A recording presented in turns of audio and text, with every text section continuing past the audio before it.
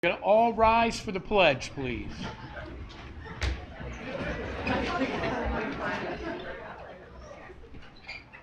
And if we could have our young students help us with the pledge. Are you guys ready? There you go. Okay. I pledge allegiance to the flag of the United States of America and to the republic for which it stands, one nation, under God, indivisible, with liberty and justice for all. About a moment's silence for the men and women in the armed forces, our first responders, those fighting the good fight in Ukraine and those suffering from the military.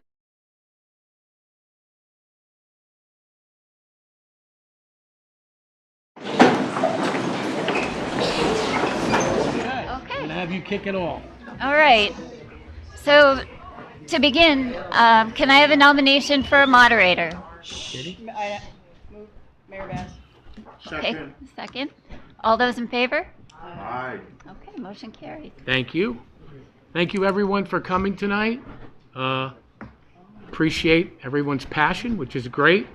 As we were at our last town council, I do ask a couple of things. If we can be respectful to one another, especially we can show our young students how we can do things in New Milford, can talk passionately but respectfully. I would ask, because we do have lots of people that want to give their opinion at the town meeting, if you've given your opinion, if you could just move to the out, so let other people that may be outside give them a chance as well. Downstairs, if you so choose, we have the Loretta Brickley room. We have a smart board that has this live feed that's on there as well, if you feel like there's too many people here as well. And the first order of business is I'd like to read the annual town budget meeting warning for Tuesday, May 6th.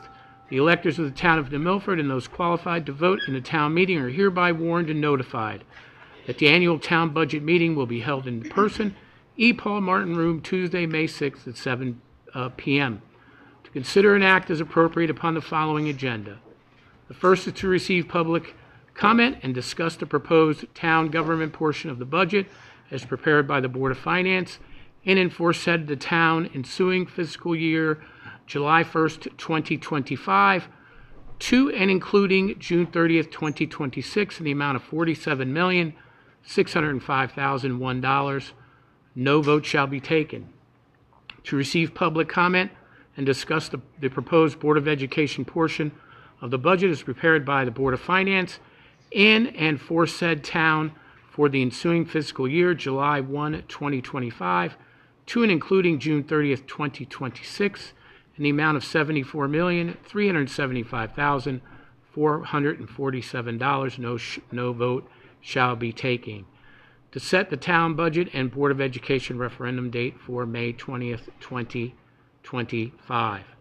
And as some people have asked before, because there's a bullet 1 and a bullet 2, if you want to speak on the Board of Education and you're listed, you can speak as soon as you're called. If you're on the town side and you want to speak about the town and you're in, it's whichever one that you feel that you want to talk about, or both.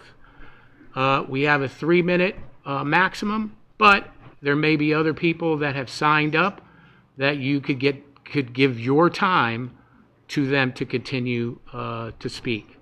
What would happen is if you do give your time, then obviously you've given up your ability to speak tonight. Does anybody have any questions so far before we continue to move on? Lastly, I'm sorry, Mike. Yes, No. it's going to be physically difficult for the speakers to get to the podium. I would like to request the time to either not begin the speaker timer until the speaker has either actually begun speaking or until he or she is Absolutely. And just for everyone's continued edification, is that there can be no changes. I know some people even asked me even today, is there a way that you could change the budgetary numbers? To our charter, you cannot. This meeting is just to present to the town body and those that are watching live stream as well, your thoughts on the budget, as that's what's per the charter. And that's part of really our form of government, is to hear from you. And then at the very end, May 20th, is when our referendum will be, and that's really the power that you, the public, have to tell us how you want things to happen. So Paul, who do we have as the first person that would like to address the town meeting? And just for a record, please state your name and address when you get up there. Thank you. My name is Alicia Hines. I live on Sage Road in Pawling, New York. And Good evening. I'm sorry, are you a I teacher? am a middle school teacher at Town Scattacook. employee. Thank you. Yes. My name is Alicia Hines. I am, or until a week ago, I was the only remaining Spanish teacher at Scattacook Middle School, a department that previously had 4 teachers and instructed students in 7th and 8th grade, is now down to me and only offering instruction for 8th grade. I've heard lots of talk in the community that these layoffs aren't real yet, that no one has actually been non-renewed. So I'd like to read to you the letter that I received on April 28th. Dear Alicia, as we discussed when we met on April 28th, 2025, please be advised that New Milford Public Schools will not be renewing your contract of employment for the following school year. Therefore, your current contract will not be renewed upon its expiration at the end of the current 24-25 school year. And you will not be offered a contract of employment for the coming 25-26 school year. This action was taken as a result of anticipated budget constraints and in no way reflects your performance as a teacher. You should make reference to General Statutes 10-151 with regard to your right to a statement of reasons and a hearing in this matter. However, please be advised that there is no right to a hearing concerning a non-renewal of employment of a non-tenured teacher if the reason for the non-renewal is either elimination of position or loss of position to another teacher. Please be advised that once the budget referendum has passed, it is possible that some positions that may have been eliminated may be restored. Please let me know if I can be of any assistance to you. Sincerely, Dr. Janet Parlato. I hope that hearing the words that 62 of us had to read, that we had to bring home to our families, and that we had to bear on our shoulders every day, teaching sense, makes as much of an impact on you as it has made on my family. Thank you. Thank you.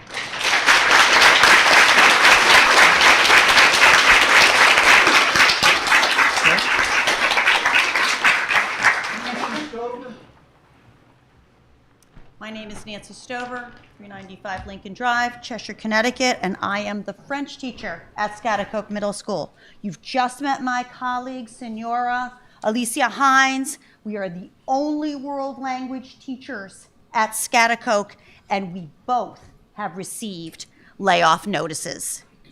Now, I'm going to talk about our children. You all have heard the expression, pay it forward. Sometimes that expression has a positive meaning, and sometimes it doesn't. Let's look at how a $1.9 million reduction to the education budget will pay it forward for your children and the town of New Milford. Your children and grandchildren will lose literacy support without world languages, communication arts, and ESL. They will lose math support without digital literacy, STEM, and Project Lead the Way. They will lose enrichment programs like TAG, clubs, intramural sports, and at the high school, advanced placement classes. They will lose college choice since the district schools will no longer be rated above average. They will lose career choice, which will lead to lower wages. They won't. These are your children and grandchildren now. They won't be able to buy their first car or own their first home. Do you, New Milford, want these things for your children and your grandchildren? I guess you'd probably say to me, heck no. And you would be right. Who wants that? New Milford, the town, is going to lose some things too. Property values, the ability to attract new residents and industry. Why come here? We don't have a very good school district when we lay off folks like this. People who will move away and take their talents elsewhere. There'll be empty storefronts, and businesses that can no longer be sustained. Now, some elected officials believe that this reduction is the best choice for this town. What do you think? Is this the best choice for New Milford? I bet you'd say, heck no. Give your kids and grandkids what they truly need, what they truly want, and what they truly deserve. A quality education in a town that cares about their future. Vote no to low.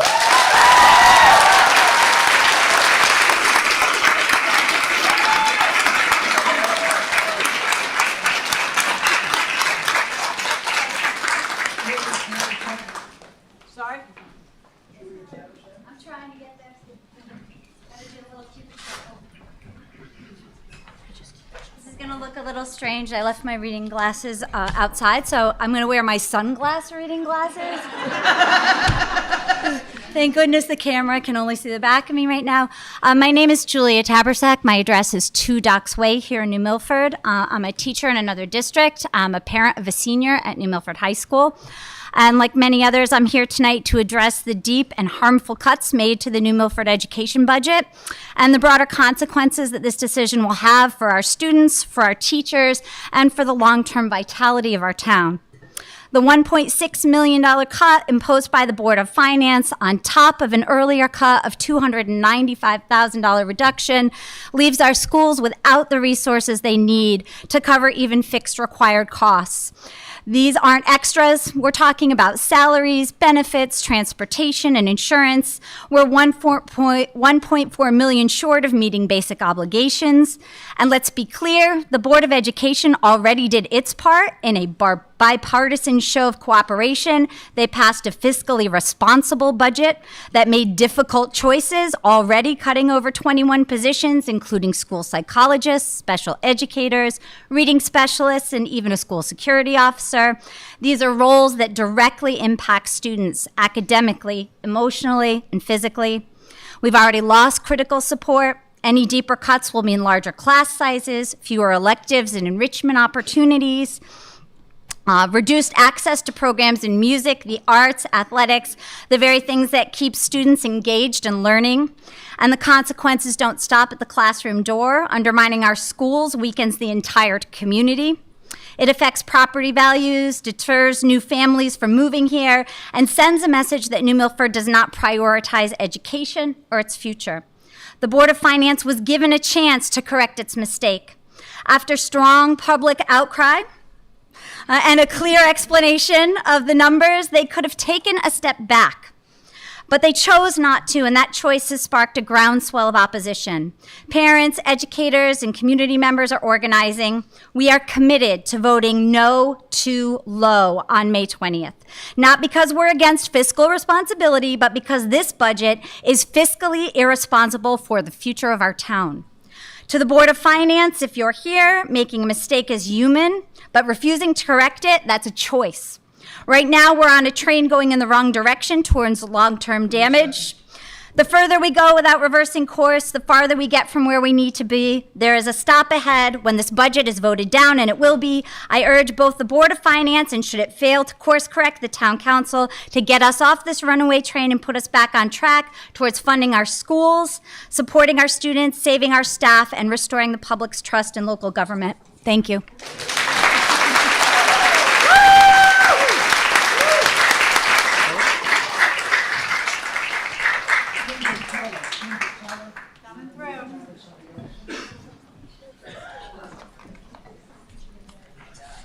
Hi, it's been a long time. Hi there, my name is Kim Patella, and I'm the elected president of CEA New Milford. I am Kim Patella, 53 Tucker Street in Danbury, and I also live at Schaghticoke.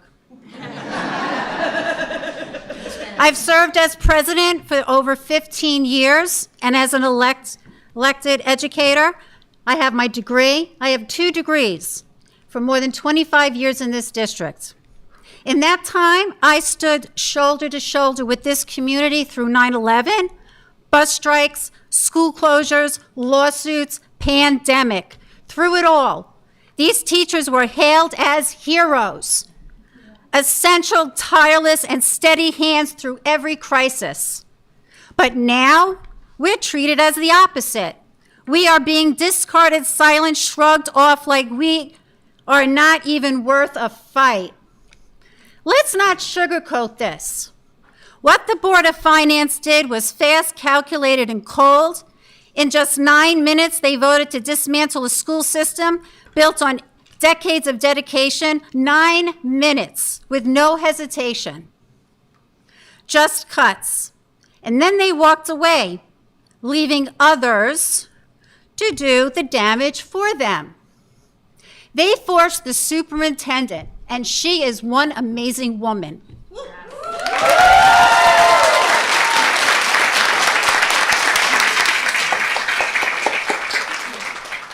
She is someone who knows these teachers by name, every single one of them. 347 teachers. I guarantee you she knows everybody's name. And she had to go out and deliver those pink slips. They made the decision, but they pushed the consequences on someone else's shoulders. It's easy to destroy from a distance. It's much harder to face the fallout. 9 minutes to destroy the careers of dozens of professionals. They didn't ask for input. I'm talking about the finance board. Maybe they visited the school. Did they talk to the teachers? Absolutely not.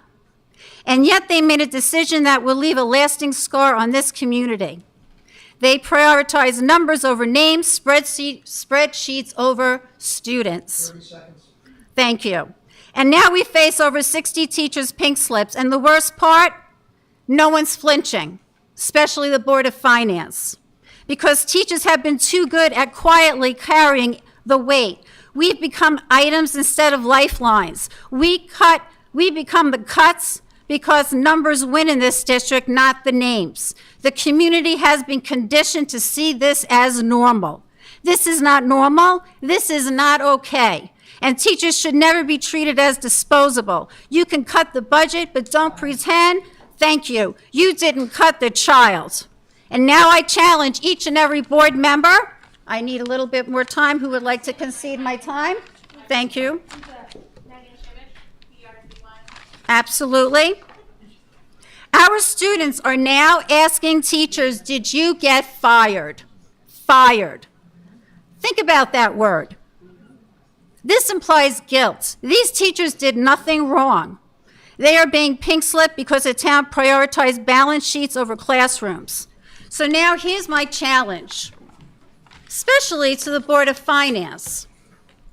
I want you to face these teachers, look them in the eyes, and tell them you're sorry. Because you can't do that, maybe not, but guess what? This is on your backs. So I dare you to go up to those 62 teachers or 60 plus teachers and tell them you are sorry, that they're losing their career and have to start all over again. Trust me, the teachers don't need cupcakes. We don't need a lot of thank you cards. We already know we're thanked by each other, our colleagues. We need stability, we need jobs, and we need the truth. Because right now, you can cut the budget, but you can't pretend you didn't cut the child. Thank you.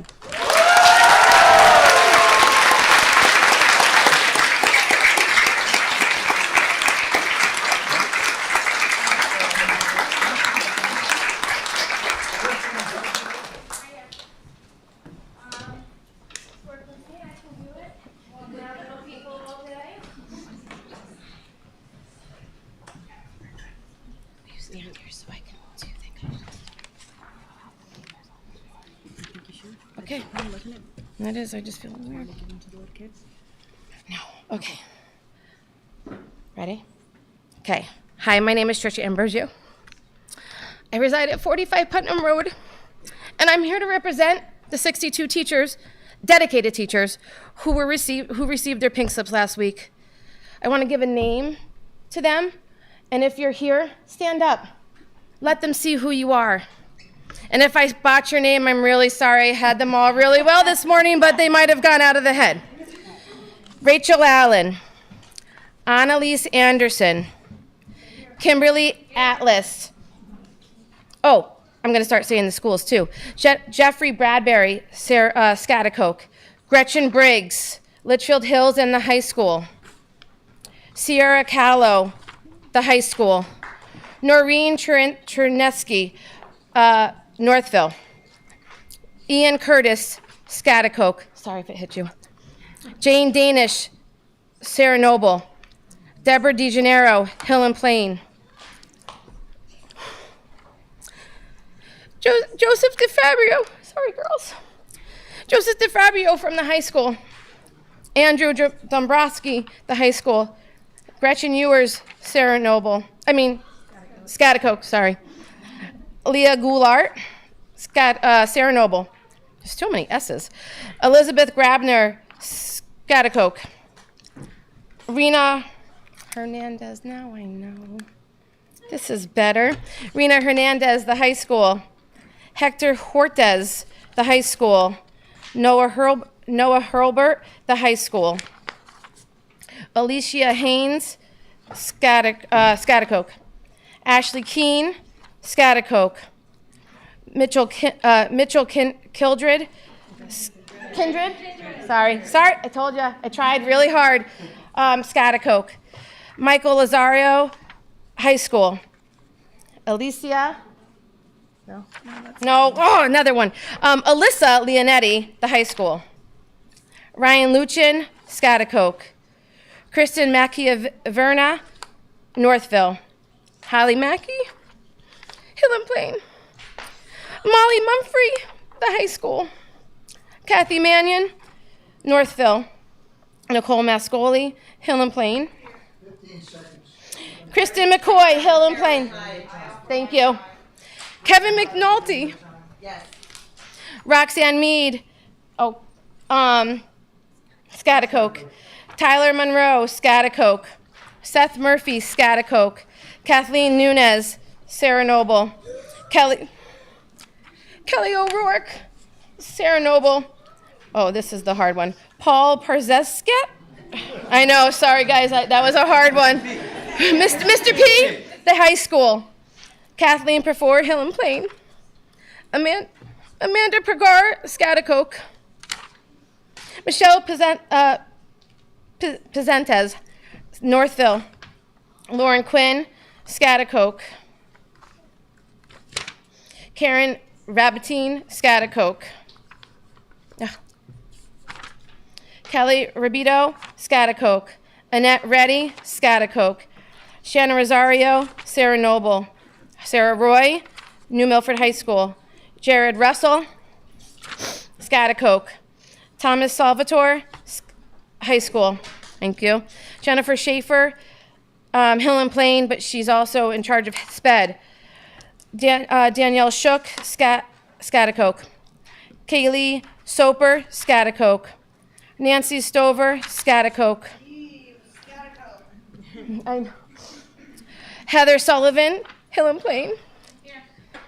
Karen Thompson, Schaghticoke. Oh, Maria, I know I'm going to say it wrong. Maria Chescari, Sarah Noble. Jennifer Trocek, thank you. High school. Jerry Valles, high school. Jennifer Vincent, Schaghticoke. Elaine Wargo, high school. Teresa White, Sarah Noble. Courtney Young, high school. And Jennifer Zeblin, Hill and Plain. I feel like I forgot somebody. McCoy, did I say you? Yes. That's what you did. That's what the town finance count. That's how they feel. You just threw them away. It meant nothing. This is what's going to affect our kids. You heard them. My tears aren't for them, just for the kids. It's for all of my colleagues. It's for the parents. It's for the future. I've been up here many times in the last month and a half, and I feel like it's still not being heard. At least tonight, you know we're fighting. You know we're here, and we're not going to just let this happen.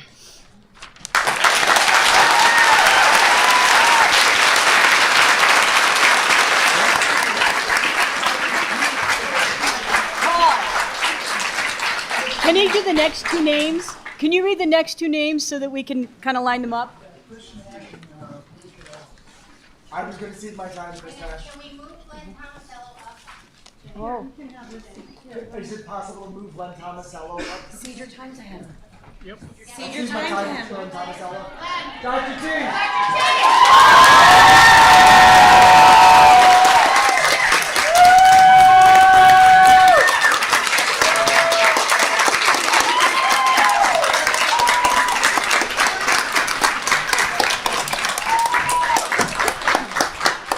So nice to see so many of my Red Sox fans here tonight.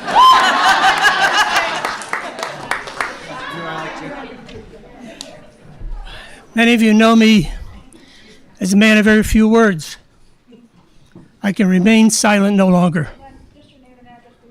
Len Thomasello, 120 Old Hayrake Lane, I think, New Milford. This is the first time I've spoken at a town meeting because over the years, I've trusted our town leaders to make good decisions that improved our living conditions and services in the town of New Milford. That trust has been shattered. Believing that our school system can adjust to a $1.9 million cut obviously comes from those who don't understand how schools work. Well, I'll tell you, I do. Looking back over my 60 years in education, 60 years in education, it's clear to me that schools today cannot be compared to schools that many of us old-timers remember. While the expectations for teachers and students remain high, the challenges of meeting those expectations are now more demanding. Teachers and school leaders try their best to meet those demands with available resources when those resources are insufficient or unavailable. And when that happens, they look for creative ways to support their students. I chose to speak tonight in hopes that my concerns would be heard by my neighbors who don't have children in our schools. They might be asking, why should I care what our schools need? Why should I care about the reputation of our town with regards to education? Well, here's one reason. Some of you might be considering selling your homes in the near future. And I know from personal experience that one of the questions home buyers often ask realtors is, does your town support education? I wonder how those realtors would answer that question after learning of the unconscionable cut of nearly $2 million. Two important questions we need to answer on May 20th are, one, are we, the residents of New Milford, willing to accept the cost of maintaining a level of educational excellence that our students and families deserve? And two, do we really believe our schools can sustain such a devastating budget cut and risk losing so many young, talented teachers? In closing, don't you love that word, this phrase? In closing, I want to publicly thank all of our teachers and the support people in each of our fine schools for everything they do every day. I see it. I work at Schaghticoke every single day.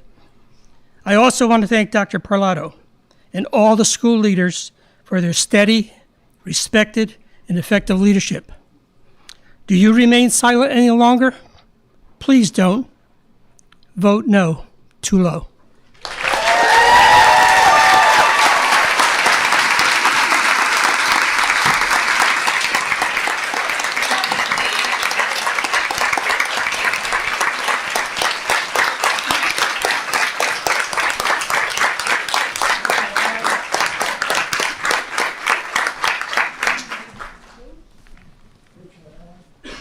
I'm ceding my time to whoever's next.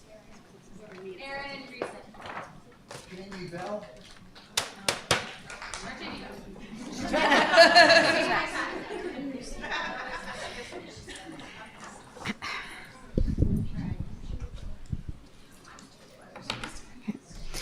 Good evening.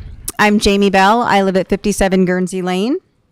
I'm the mom of 2 children at Northville Elementary School. And if I haven't shared it with any of you yet, I'm also a graduate of New Milford High School, the class of 1994.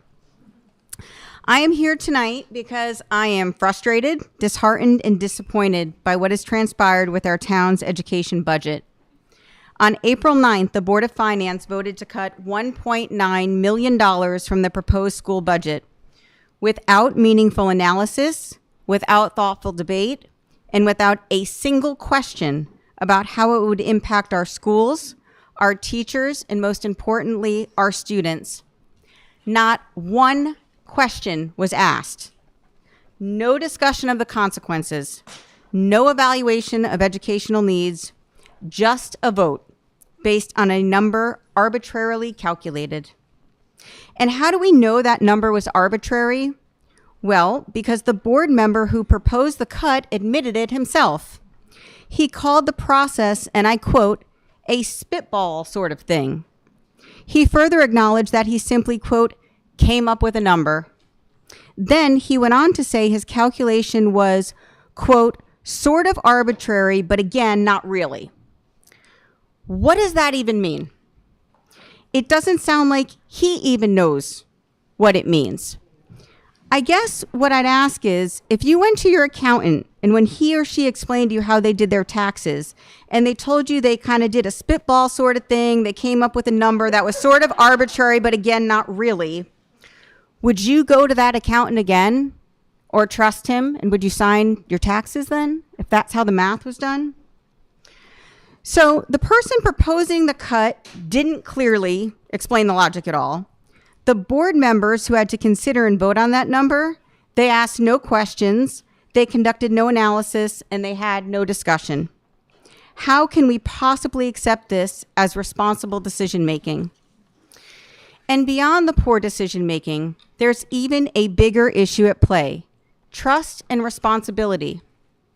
The Board of Finance isn't just another group making budget recommendations. It has a legal obligation to act in good faith, to be diligent, to be thoughtful, to make decisions based on reason, not impulse. Now, lawyers call this a fiduciary duty. I know this because when I'm not a mom, that's my day job. All a fiduciary duty really means is this: they owe us, the residents of New Milford, their best efforts, sound judgment, and honest governance. They are required to act in our best interest, which means not arbitrarily cutting funding without any basis, without any analysis.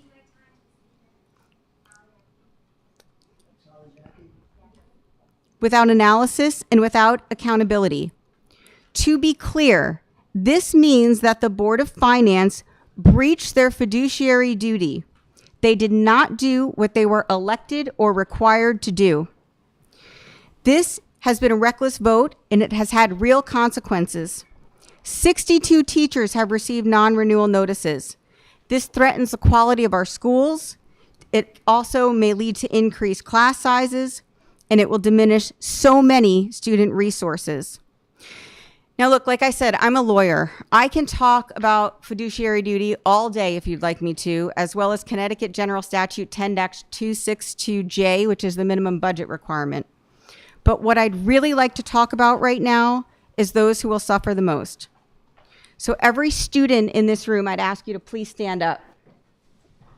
If you're short, raise your hand. Now, here's the deal. These students only get one chance at a full and meaningful education. They get one chance to build a foundation in kindergarten where learning begins and confidence grows. They get one chance to navigate elementary and middle school where critical thinking develops and new opportunities emerge. They get one chance to experience high school where they prepare for college, careers, and their futures. Thankfully, we have more than one chance to fix this catastrophic mistake so that our kids aren't the ones forced to pay the price for this incredibly poor decision making. The more than 3,500 students in New Milford Public Schools, they are not just numbers to use in calculations. Like you and me, they are New Milford residents. Our elected officials have a duty to support them with a budget that matters and meets their educational needs. The Board of Finance must be held accountable for failing to do the job we elected them to do. That is why I am asking every voter in New Milford to vote no, too low at the referendum, because this process was fundamentally flawed, and because our kids only get one shot, and we should refuse to let them get shortchanged. Thank you.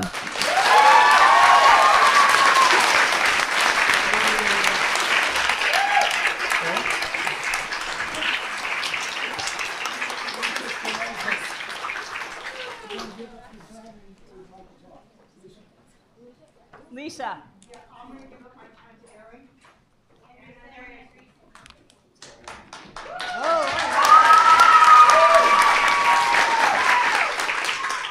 Good evening. My name is Erin Andreessen of 20 Overlook Drive, New Milford. I'm a 7th grade student at Scattercook Middle School. I've been in the school system since kindergarten, and I have read the word respect on the walls, and I've been taught it by all of my teachers. What these teachers are getting is the opposite of respect. I love my school, and I love my teachers. Many of my favorite teachers have received these pink slips of non-renewal. These teachers are my best friends and my mentors. These teachers are there for me always. They are huge parts of my community and my life. They give us knowledge, which is the greatest power. If it weren't for teachers, you would not have the job you have today. How could you cut these amazing people and these amazing teachers? These are teachers who give their all every day of the school year for us students. It was said before, but I'll say it again. These teachers choose to be here in New Milford because they love the students, and the students love them. On behalf of me, my friends, and my teachers, vote no, too low. Thank you.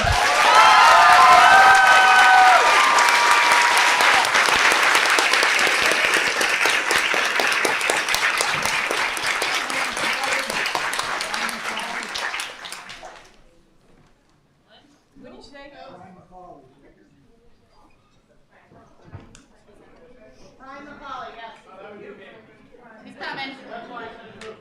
Who's that? I did ask you to move it to a bigger venue, right? Who's the You did. next person? Got it. Hi, good evening. Brian McCauley, 193 Aspetuck Ridge Road. I've been a Board of Education member for the past 10 years. I've stood in front of you way too many times to talk about this budget. I want to share some numbers. So I'm going to go back because I've been on the board for 10 years, so I have 10 years of numbers. And I'm going to take 10 years so people cede their time. No. Thank you to everybody who's spoken before and much more eloquently than me. Listen to them, please. So 2000, and the numbers I'm sharing is the superintendent proposed budget. I'm sharing the board adopted budget and the Board of Finance's actual adopted budget. So 2015-16, my first year on the board, proposed 1.94 by the superintendent. Adopted budget by the Board of Ed, 1.1%. Adopted by the finance, 0.36. Watch the pattern, guys, because the Board of Ed cuts it a little bit every year to make it a responsible budget. Every year. Some of you sit there, and I appreciate that. 2016-17, 3.17 superintendent proposed. 2.30 board adopted. That was a pretty large cut for the board. 0.83 finance adopted budget. 2017-18, 3.70% superintendent, 3.45 Board of Ed, 1.68 Board of Finance adopted budget.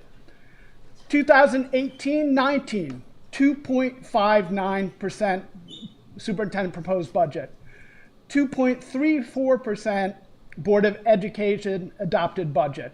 0.32% Board of Finance adopted budget. 2019-20, 3.26% proposed, 2.59 Board of Ed adopted, 1.63 Board of Finance adopted. Anybody catching the pattern? 2020-21, 2.82% budget proposed by the superintendent, 2.2% adopted by the Board of Ed, 0.066%. And I remember this one really well because this was during COVID. It took the Board of Ed, we had a meeting until 2 o'clock in the morning to figure out how we could cut this budget without cutting our students and without hurting our students any more than COVID was hurting them. $1 million that year. This year is $2 million, just so we know. So it's going to be much more painful. 30 seconds? Okay. I'm just going to keep going. I told you I'm going to be here for 10 years. 2021-22, 2.53% superintendent proposed budget. Board of Ed approved 2.14. Board of Finance adopted budget 2.14. First time. Thank you, guys. 2023, another year where you met the Board of Ed. 3.5% superintendent's proposed budget. 2.92% Board of Ed adopted budget. 2.92 Board of Finance adopted budget. Those were the only 2 years that you actually met the Board of Ed's proposed budget. Why are we doing it? The Board of Ed starts talking about this budget. It's a year-long conversation. We understand the budget. We present a very reasonable budget. And every year, somebody who spits into the wind a number. And it's not just the town finance committee, it's also this board. And I apologize, you know me, I always speak kindly. That is my motto, I speak kindly. And I'm trying to speak as kindly as I can, but 10 years as an elected official, I feel ignored. I've been reprimanded by this town. I've had threats of being sued. You know, what do we have to do to get for these kids? Because that's why I'm there. I'm a teacher. I've been teaching now for 24 years, and I'm here for the kids. That's why I'm on the Board of Ed. I'm very passionate about education. What does this town deserves better? This town deserves a reasonable budget. This is not something that was thrown up in the air. This was a pattern. This is a pattern. It's not a shakeup. It's a pattern. Thank you very much for your time.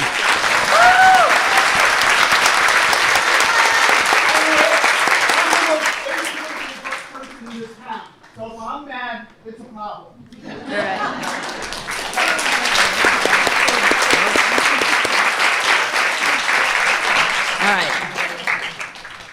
All right, Ginny Langry, 35 Meeting House Terrace, and I'm speaking as the elected vice president of the CEA New Milford Teachers Union.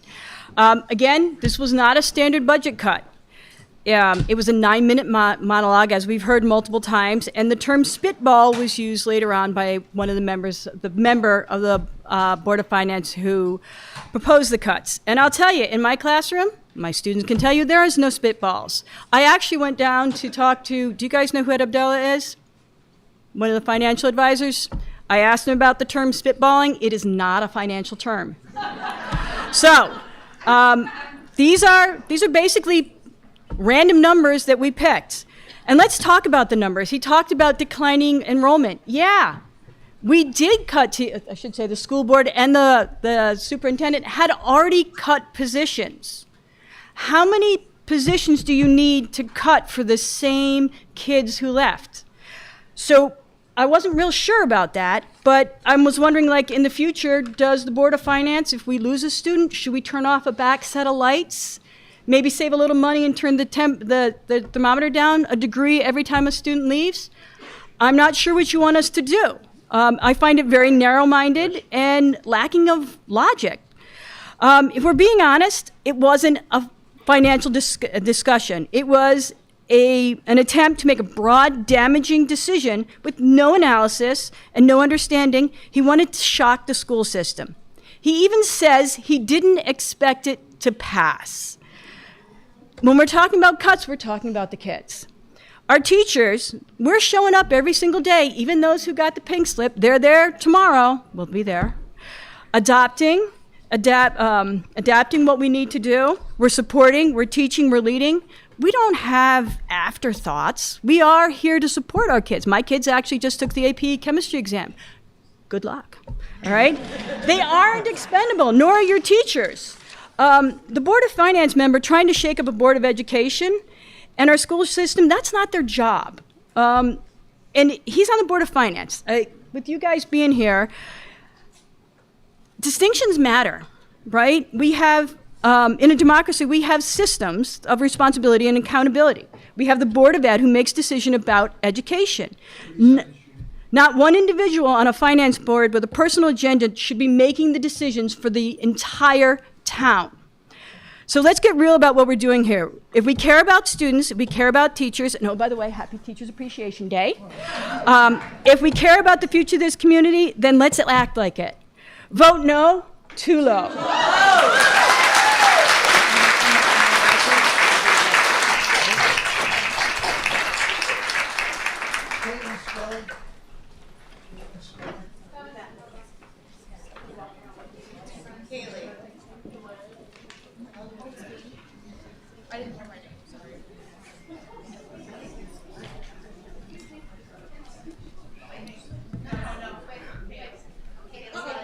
Yeah. Kaylee, it's okay, hon. You'll have your turn. Caitlyn Skelly, 52 Outlook Road. It is me, correct? Sure. Thank you. I am both a New Milford resident and a special education teacher at Hill and Plains School. And I invested in my future here 3 years ago when my husband and I built our house just up the road. One of our most notable pros on my towns to live in list was having a strong school system. And this town had it all for us. I have 2 young children, one of which I hope to be able to send to our Excel program in the fall as a community friend. As you may or may not know, our Excel program is for preschool-aged children and is an inclusive educational experience that provides meaningful opportunities for children with disabilities to interact with their typical peers and to grow and learn alongside one another. As both a parent and a special educator, this is an amazing program, and I'm excited for my child to partake in it. I hope. Despite acceptance into the program, a cut to the budget, and possibly my job would impact my financial ability to send my child to this amazing program. The magnitude of this cut can result in fewer community peers, meaning less support for the very youngest learners in our district. Decreasing support does not propel us forward as a society. My voice matters in 3 ways tonight: as a taxpayer, as a parent, and as a service provider to the students of New Milford. My reach as an educator in this town surpasses the students I service. I support classrooms with students who need me to be successful academically and those who need me in other ways as well. I tie shoes, I teach kindness, I listen to stories about birthday parties, I dry tears, and I support the whole child, whatever their needs may be that day. I provide support when home life spills over into our school day, and I receive hugs each and every day from children who might need just a little bit more. I urge you to not just hear me, but to listen with an open heart. Less support for our students impacts everyone. Less support impacts the remaining staff who are already giving 110% every single day. Less monetary support directly impacts the quality of the education we can provide. Less support causes quality teachers to leave, resulting in even less help for our kids. Thank you so much. Bigger class sizes is never the answer. Research shows a direct correlation between student achievement and smaller class sizes. We've all stood in line at a store with only a few cashiers. In those instances, we wait or we don't. We might be in a rush and we gruff. Less cashiers means more of our time waiting. Less teachers means more of our children's time spent waiting. Someone gave me their time, thank you. Less time for them to ask questions. Less time to gain clarification on their learning.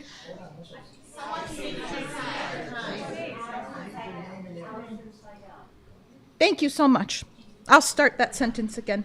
Less time for them to ask questions. Less time to gain clarification on their learning. Less time to have their needs met and seek help beyond our curriculum. It is our duty as public entities to ensure we are making the best choices for our community. Providing less in an increasingly demanding world puts our students at more of a disadvantage. New Milford's children, current and future, deserve more, not less. Vote no too low. Thank you.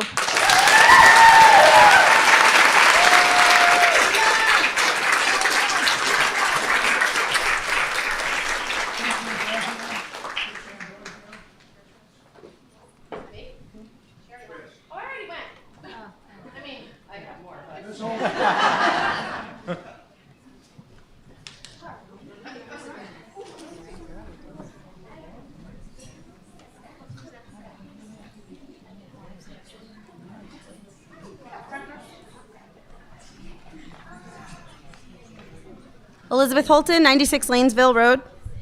My name is Elizabeth Holton. I'm a lifelong New Milford resident, a proud Hill and Plain teacher, and most importantly, a parent. My 2 sons attend Hill and Plain. My oldest is in 1st grade. My middle child is in the Excel program. And in just a few years, my daughter will be a Hill and Plain student. As a parent, nothing matters more to me than the quality of my children's education. The recent budget reductions will greatly, directly impact not just my family, but the families in our community. This year, my son's 1st grade class had 17 students. Next year, in 2nd grade, class sizes are projected to increase to 20. And if a section is cut due to the reduction, potentially 23 to 24 students. This might seem manageable on paper. Research consistently shows that the ideal class size for elementary students is between 15 to 18 students. At this size, teachers are able to give students more individualized attention, better manage their classrooms, foster relationships with their students, which leads to stronger student engagement.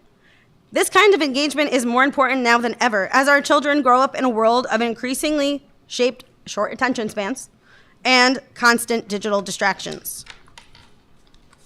My younger son is part of the XL3 program. He's 3. As a community friend, Excel is a remarkable inclusion program that brings together special education students and their typical peers. It creates a nurturing, supportive learning environment that promotes empathy, cooperation, community building from an early age. The demand for the program has grown so much that additional classrooms were added this year. That speaks volumes about its success and the trust that our families place in it. Speaking not only as a parent, but as a kindergarten teacher in our district, I see firsthand the growing and evolving needs of our students every single day. Over the past decade, our student population has decreased in numbers, but the complexity of our students' needs have increased significantly. In 2015, our district had 120 multilingual learners. Today, that number nearly tripled to 328. That's a significant shift that requires more specialized support, language development resources, and trained staff. In addition, nearly 1/3 of our student population, 1,160 students, qualify for free and reduced lunch. This is a key indicator of economic hardship, and with it comes the greater need for wraparound supports, mental health supports, and additional classroom resources. Our special education program has grown from 591 students in 2015 to 632 students today. These numbers tell a clear story. We are serving more students who require individualized instruction, differentiated teaching strategies, consistent support from trained professionals. These are the facts. We cannot rely on outdated data to make today's decisions. Our students require more support, not less. Every year, budget cuts force us to do more with less. We make it work, but it shouldn't be that way. Our children, my children, your children, the children of New Milford deserve the best. Please invest in our children, support our teachers, protect the quality of the education in our community. Vote no, too low.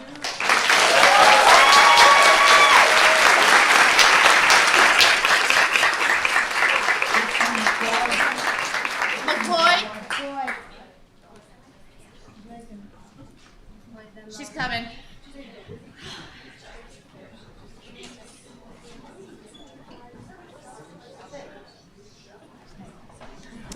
Kristen McCoy, 68 Marwick Manor. My name is Kristen McCoy, and I am proudly a kindergarten teacher at Hill and Plain Elementary School. I am the daughter of a retired New Milford teacher, Jerry Lukovitz, and a New Milford native. Last week, I was given a letter of non-renewal. I speak tonight not just as an educator, but as a parent, a homeowner, and a lifelong member of this community. I recently made a decision many might consider surprising. I left a 20-year career in one of the top-ranked school districts in the state. I left a stable, well-paying job, one that offered every resource an educator could hope for. And I came back home to New Milford. Why?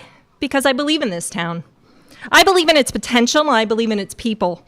And most of all, I believe in its children, including my own son, who will now be a student in the same schools I attended. And yes, I chose to come back, even at a great personal sacrifice, because I wanted to give back to the community that raised me. Just this past month, my family and I bought a home here, committing fully to making New Milford our permanent home. But I have to be honest, now I worry about that decision. Coming from an affluent district, I've seen firsthand what adequate staffing and strong investment in schools can do. Every building had 2 full-time school psychologists, 5 special education teachers, 2 assistant principals, 1 literacy coach, and 1 math coach per building, and multiple interventionists. In New Milford, we're operating on a fraction of that. A half-time school psychologist per building, 2 instructional coaches stretched across 3 schools, 2 interventionists per building, and a staff stretched thin every day, yet somehow still rising to the occasion with love, devotion, and relentless flexibility. The Hill and Plain staff, my colleagues, are nothing short of extraordinary. But even the most dedicated team cannot continue to carry more with less. This proposed cut will devastate our schools. It will chip away at the very heart of our town, our education system.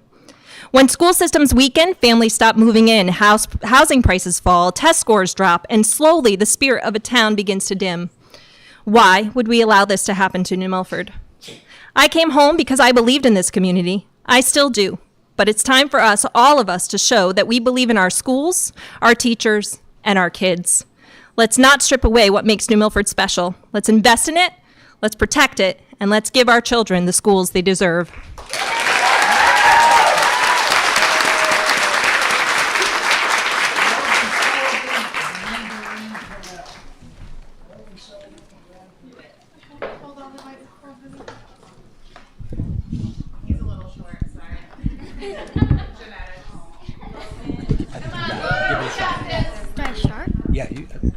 Can you begin? Hi, my name is Logan Sullivan, and I am in 4th grade at Sarah Noble. I came here tonight because I heard our school might lose some money next year, and I want to tell you what that could mean for kids like me. A couple years ago, I really struggled with reading. It was hard for me to keep up, and sometimes I felt embarrassed in class. But then I got to work with a special reading teacher in a small group. She helped me every day, and little by little I got better. Now I actually like reading, and I'm proud of how far I've come. With less money, it means we will have less teachers. That means kids who need extra help might not get it, and I don't think that's fair. If I didn't have that support, I'd still be struggling. Also, in big classes, it's harder for the teacher to help everyone. When someone gets upset or needs a break, there's not always another adult to come in. That makes it really hard to focus for them and the rest of us too. School should be a place where everyone feels safe and where we all get what we need to learn. Please don't take that away. Please help our schools have enough money to keep helping kids like me. Thank you for listening.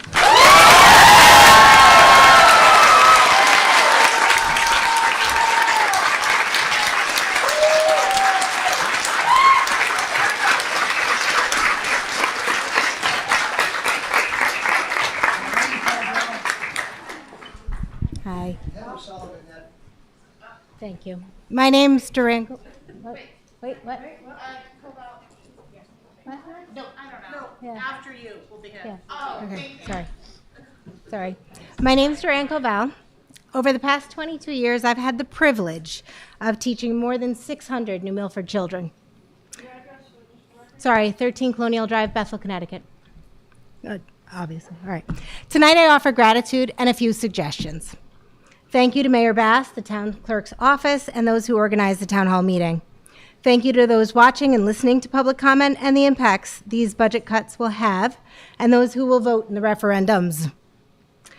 Thank you to Dr. Parlato and the administrative teams for their transparency and your work in creating a conscientious budget, just 0.55% over our fixed costs.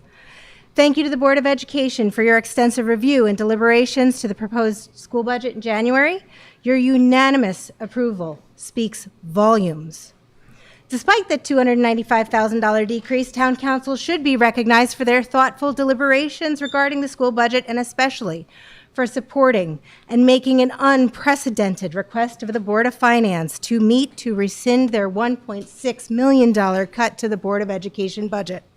Your support is incredibly valued. Thank you. And finally, an unexpected thank you to the Board of Finance. At your April 9th meeting, a member said they wanted to effect positive change and shock the system. It may not be the way you were hoping for. But your use of arbitrary numbers and spitball philosophy to decrease the proposed school budget by $1.6 million and your refusal or inability to meet to discuss rescission as directed by town council has aligned the forces that care about children, education, and property values in this town. I am sorry the brunt of this positive energy has fallen upon you. With many finding some of you to be acting in ways that are unjustifiable. It is through our mistakes that we grow and learn the most. Therefore, here are some suggestions to help grow and restore the trust between the Board of Finance and the town. First, please record all Board of Finance meetings, not just the budget hearings. This is in line with what Town Council and the Board of Education already do. Attend the Board of Education meetings and/or subcommittee meetings. Consider the impact of budget cuts on essential services, providing clear, compelling justifications for any decisions you make. Communicate those reasons to the public in a clear and understandable manner. And maybe it's time New Milford considers having the Board of Ed budget go straight to referendum, as many towns do. Citizens of New Milford, when it comes time to vote in the referendums, I urge you to vote no, too low, to restore funding to sufficiently operate the school system, not just for me and my colleagues, but most importantly for my 200 students still left in the system, their peers, and the students I have yet to meet. And please keep all of this in mind in November when it comes time to vote for your elected officials.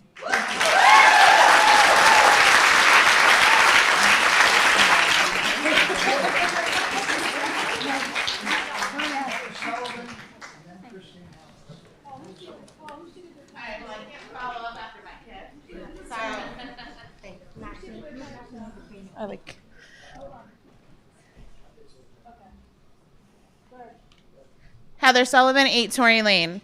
Following up after my kid is not going to be easy. I'm the mother of 2 children currently in the school district, with a third starting in a few years. I also serve as a K-2 literacy interventionist at Hill and Plain Elementary School. I'm here tonight because I'm deeply concerned about the proposed $1,975,000 reduction to the Board of Education proposed budget and the devastating impact it will have on students like mine and on children across our town. My daughter is autistic and depends on a range of services to succeed. My son struggled with reading, but just did an amazing job. He received Tier 3 intervention for 2 years. Thanks to the dedicated support of his teachers and reading specialists, he now reads more confidently with his peers and in front of a room that I can't even handle. That kind of success does not happen without resources, highly trained staff, and individualized support. I now work with students who need the most intensive reading support. I see every day how vital these services are and how fragile their progress becomes if supports are taken away. If this funding is cut, we will see larger class sizes, fewer teachers and specialists, and far less individualized attention for our students. There will be fewer course choices, fewer programming opportunities, and a narrowing of what education in this town can offer. While special education services are legally protected, the cuts will deeply affect other critical supports, such as intervention programs, school counselors, and psychologists. But perhaps the most at risk are the students who don't qualify for any services at all. These children will be placed in overcrowded classrooms with little to no additional support. They are the ones who will quietly struggle, and their needs will be the easiest to overlook.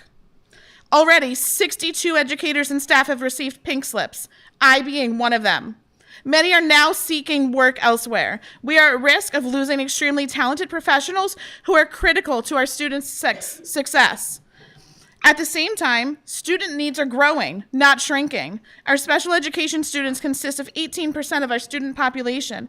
We have almost 3 times as many English language learners in our district compared to just a few years ago. 33% of our students receive free or reduced lunch, a clear indicator of growing economic need. More children than ever require mental health support. More students need academic interventions. More kids are struggling after the challenges of the past few years. And yet, instead of investing in them, we are discussing cuts that will take away the very support systems that need them, that help them, I don't need it, that help them succeed. Give it to someone else. This fight to support our schools is not new, but tonight it is urgent. I urge you to restore the $1,975,000 and ensure that every child, regardless of ability, background, or need, gets the education they deserve.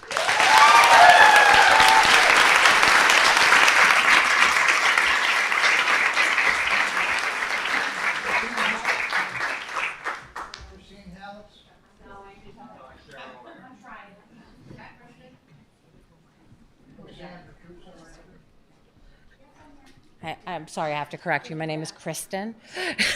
Kristen Hallex, 12 Elm Street. Good evening. My name is Kristen Hallex, and I'm a special education teacher at New Milford High School. I was born and raised in New Milford. The school system shaped who I am. My mother was a proud member of this school district, and from an early age, while I helped her stock the shelves in Hill and Plains Library, she taught me that education isn't just a path forward. It's a way to serve others and our community. I began working at New Milford High School in 2009 as a paraeducator while my daughter went through the system. During that time, the administration, staff, and students here supported me as I earned my teaching degree. I worked in other districts for a time, but when the opportunity came to return home to teach, I didn't hesitate because I bleed green.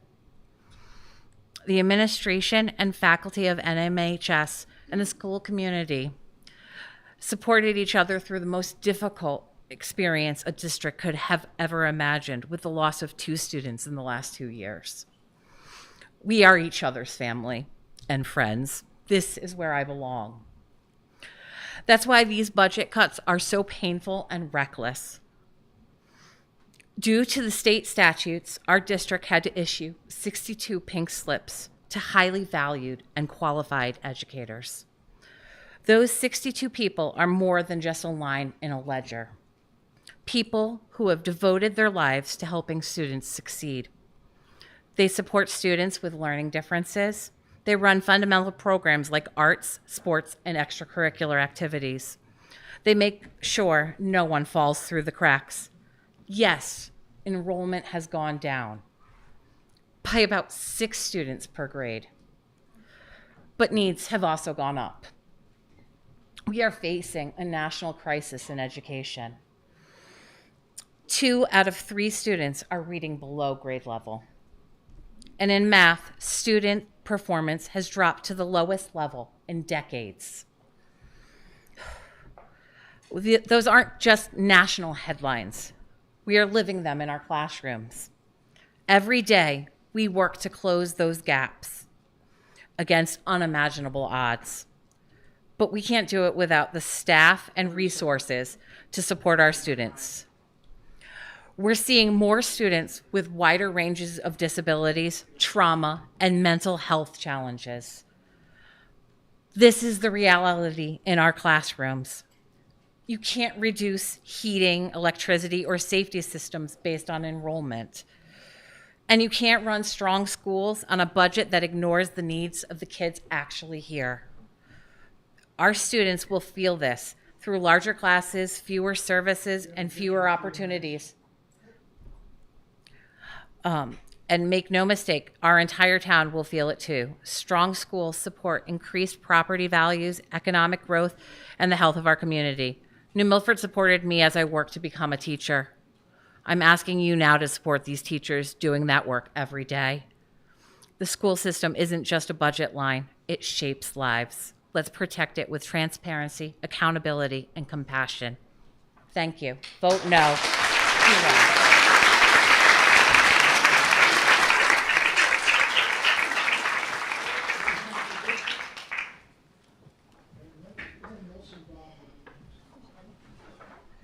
I'm sorry?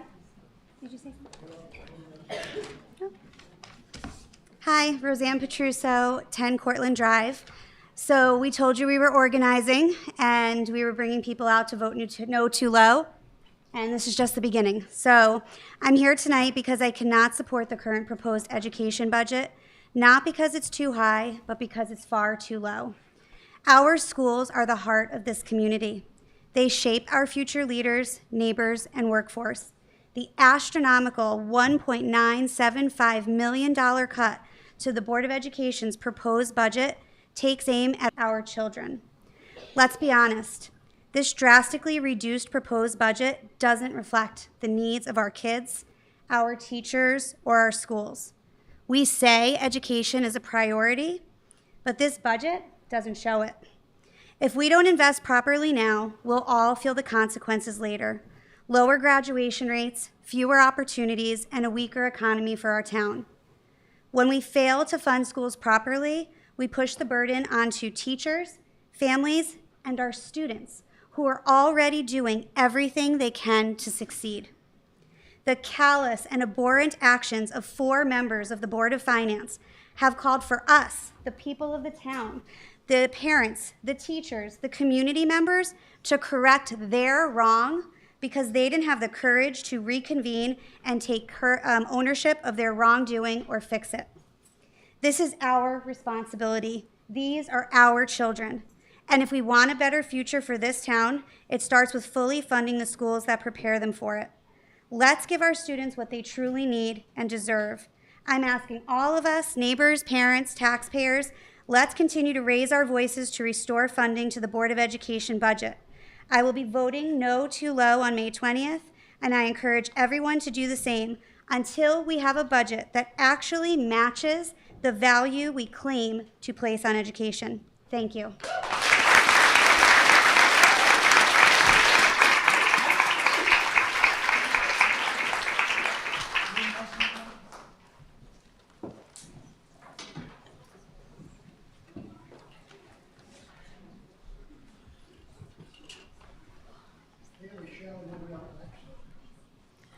Hi, my name is Lynn Nissenbaum. I live at 7 Melissa Lane. I'm a proud school psychologist at Northville School, and I also work doing evaluations for all of our students in the district who are in outplacements.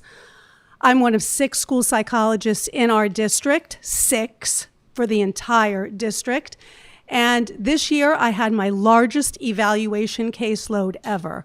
Personally, I've done between 70 and 80 special education evaluations this year. Each one of those evaluations is legally mandated, federally mandated. I must do those. So when we talk about budget cuts, we can't say, oh, Lynn, you can only do 50 evaluations next year. I have to do as many evaluations, and all my other special education colleagues have to do as many evaluations as come across our desks. Each one of those evaluations requires us to attend 1, 2, sometimes 3, 4, and even 5 meetings per year. Each time that I'm doing an evaluation or attending a federally mandated PPT meeting leaves me less time available to provide crisis management support and the very needed mental health and social emotional support that our students need. 2 educators in my school received pink slips, a full-time social worker and the best behavior intervention teacher I have ever worked with, a young, vibrant teacher who puts her all, and the progress we have seen has been incredible. If I can't be there because I'm sitting in a meeting, who is going to support those students? Who is going to be there to support the special education, the mental health, and the social emotional learning that we need? Everyone has mentioned the rising need of the students that we have in this district. The Board of Finance love to talk about the 81 fewer students that we don't have. I think we need to focus on all of the students that we do have, and we need to think about the supports that they need. And someone else mentioned larger classroom sizes. If you have a student who is disruptive in that classroom and you don't have someone on the crisis team who is available to come and support that class, not only does that student not get the help that they need, but every other student in that larger classroom is now going to be impacted by that. So I just urge the town to vote no, too low, and to think about all of these impacts that this budget has if we keep these cuts in. Thank you for your time.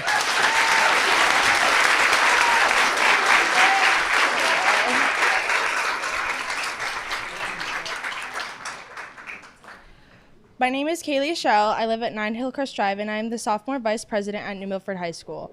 I'm here today to talk about the school budget cuts that not only impact sports and clubs, but the quality of education provided to the students. When school funding gets slashed, it means bigger classes and fewer teachers, which almost never meets the needs of students within the schools. For students in special education, however, the impact is much more substantial. These kids rely on specific resources and one-on-one attention that simply can't be sustained with the significant decrease in the budget. Lacking special education teachers and programs not only sets back the progress of students with disabilities, but also challenges their success now and in the future. It is not fair to them, and it's not fair to our school community as a whole. Every student, regardless of their challenges, should receive the support they need to thrive and grow. I hope my message resonates with you, displaying the student concern for our substantial impact of our lives, specifically regarding the topic of special education programs and teachers being cut. No student should be left at a disadvantage in their learning. Thank you.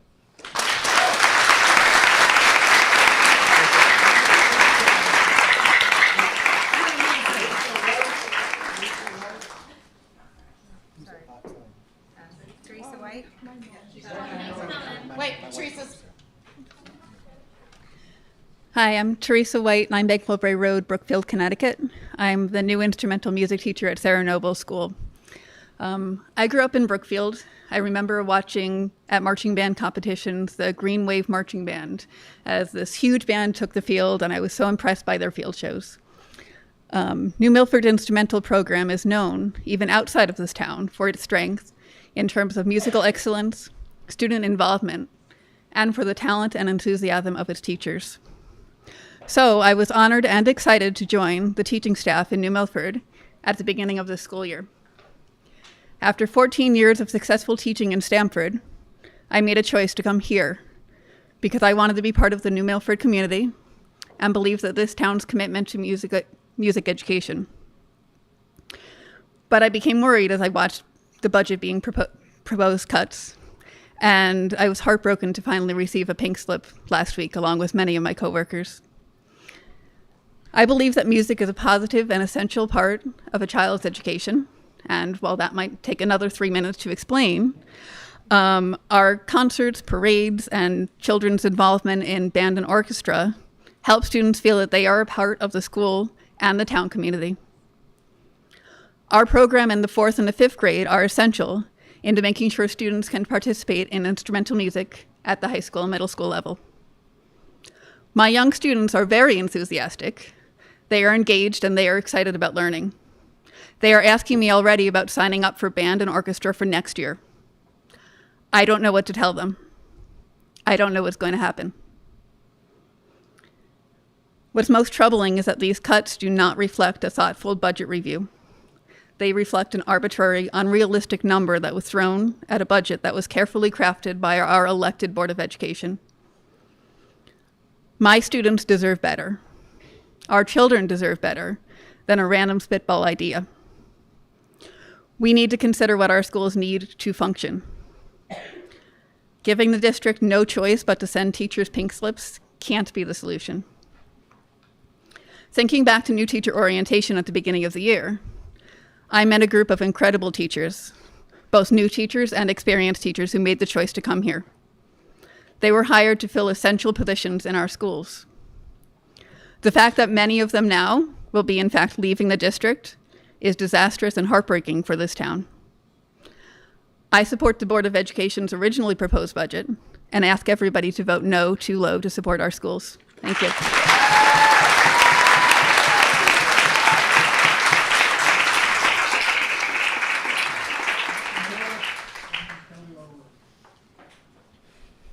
Gretchen Ewers, 21 Milton Road, Goshen, Connecticut, but I am a proud town employee.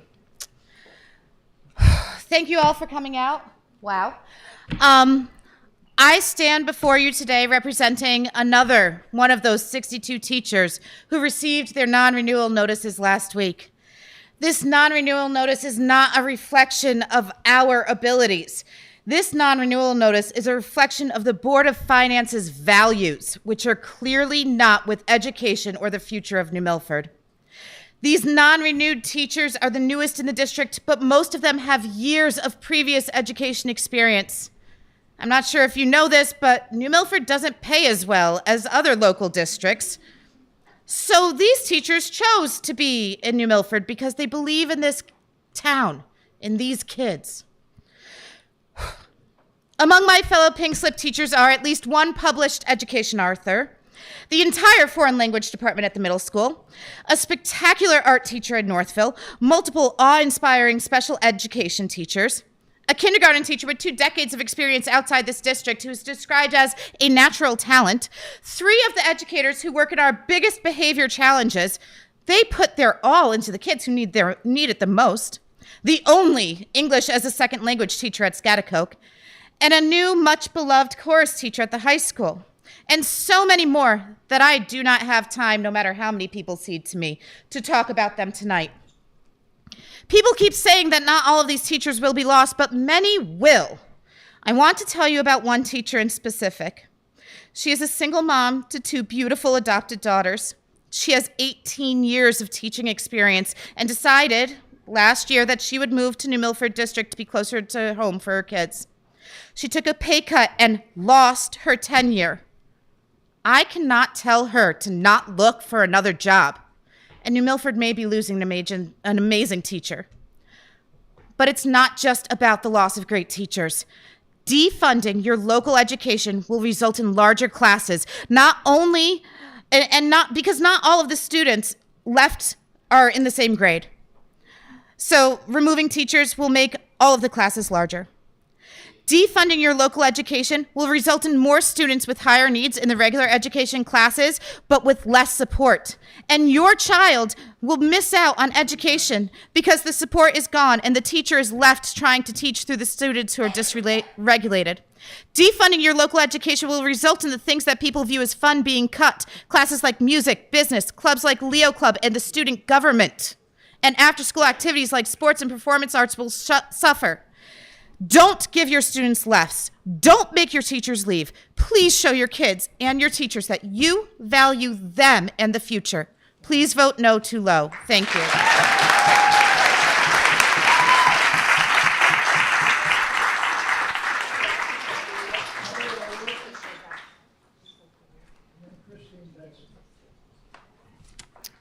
My name is Kelly O'Rourke, 43 Carmen Hill Road in Brookfield, and I'm a music teacher at Sarah Noble. I was raised in New Milford, and after teaching for 16 years in Bridgeport, I was able to come home to teach, to the place I grew up, to the building I went to high school in. And now I don't know what I'm going to do next year, my 19th year teaching, because the Board of Finance is trying to cut the school budget. In addition to being a teacher, I'm a mom to the 2 most amazing little girls in the world. I proudly adopted both of my children by myself through foster care, and while I don't usually speak so publicly about this right now, it's important. When I got licensed to be a foster parent, DCF repeatedly talked about wants versus needs.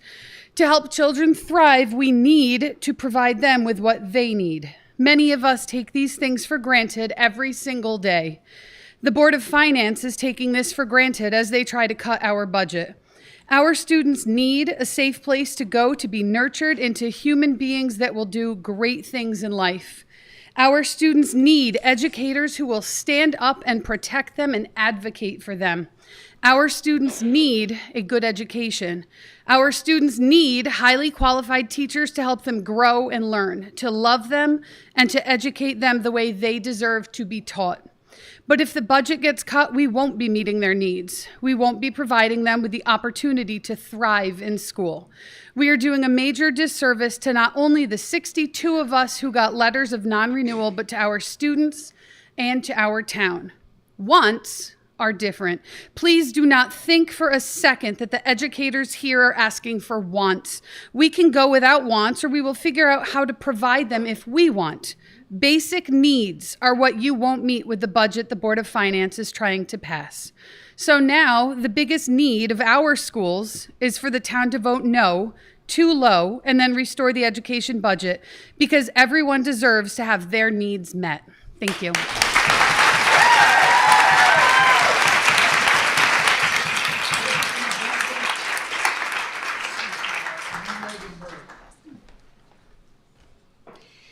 Hello, my name is Christine Benson. I live at 5 Hemlock Lane in Gaylordsville, and I've been a teacher at New Milford High School for the past 12 years. I share many concerns regarding the proposed $1.9 million reduction to the school budget. As a parent, I prioritize my children's education and value the quality of our schools. It's one of the main reasons why my husband and I decided to buy a house in New Milford after my second year of teaching in the district. My husband and I have 3 children currently in the district, and our 4th child will be joining in a few years. My husband and I believe that we are our children's primary educators, and we strive to instill our values so they are successful in school. Our experiences with our children attending New Milford Public Schools have been nothing but positive, all thanks to their teachers.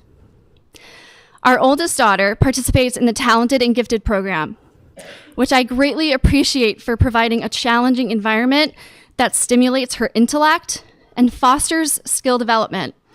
I can only hope this program remains unaffected by the budget cuts. Our son and other daughter attend Hill and Plain, where I commend their dedicated teachers for creating engaging, collaborative, and enjoyable learning environments. My son has shown excellent progress in reading and math thanks to his teachers' efforts. Our daughter's kindergarten teacher, Mrs. McCoy, has made a significant positive impact on my daughter's love of school and her desire to learn. She eagerly shares her daily experiences with a smile. She loves Mrs. McCoy. She is a talented teacher, and our district would be at a loss without her. As an educator, I've had the opportunity to teach very unique classes, such as allied health careers, allowing students to participate in job shadowing at healthcare facilities, having them able to apply to the regional healthcare job shadowing program with New Milford and Danbury hospitals. My students get to shadow nurses, PAs, doctors, radiologists. They love that experience. I also teach electives like nutrition and wellness for students interested in holistic health and interested in first responding. My students value these opportunities, and I sincerely hope they won't be diminished by the proposed budget reductions. Reducing or eliminating elective courses would be short-sighted and not in the best interest of our students, who deserve comprehensive educational experiences to prepare them for the future. I'd like to bring this to your attention regarding a recent interview where it appears that the proposed budget figures may have not been fully considered. Many of us believe this was irresponsible. While it's natural for individuals to hold personal perspectives on the public school system, it is important that positions of elected officials are exercised responsibly. Thank you. Responsibly. It's important that positions of elected officials are exercised responsibly, and the experiences of those directly affected, especially students and talented teachers, are considered carefully. Overlooking the realities within our schools could lead to decisions that do not effectively address the needs of our school district. I plan and encourage others to vote no, indicating that the budget is too low, and I hope that additional funding will be restored if the budget does not pass on May 20th. Thank you for your time and attention.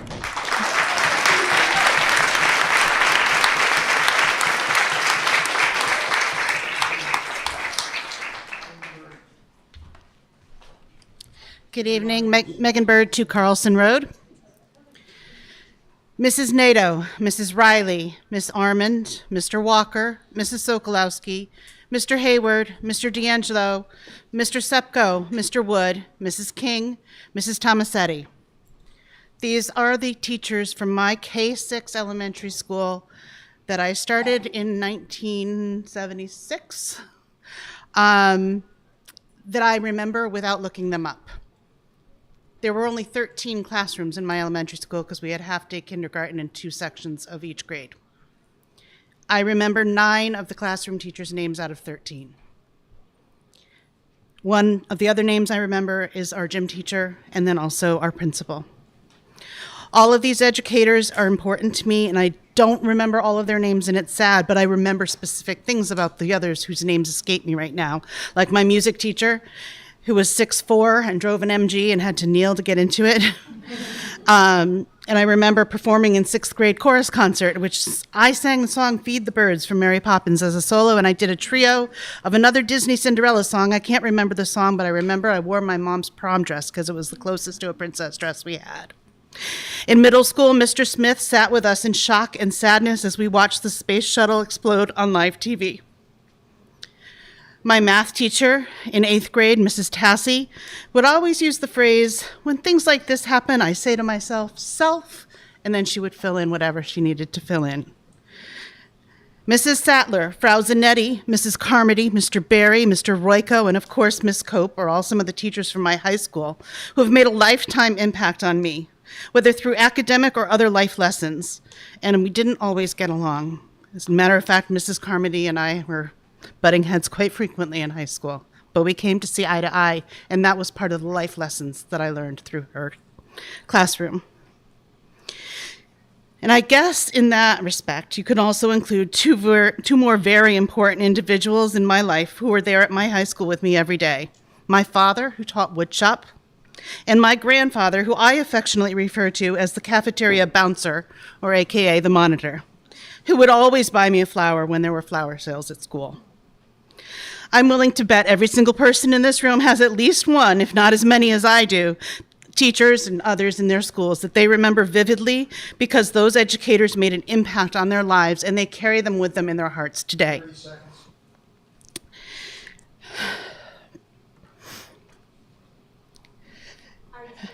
Thank you.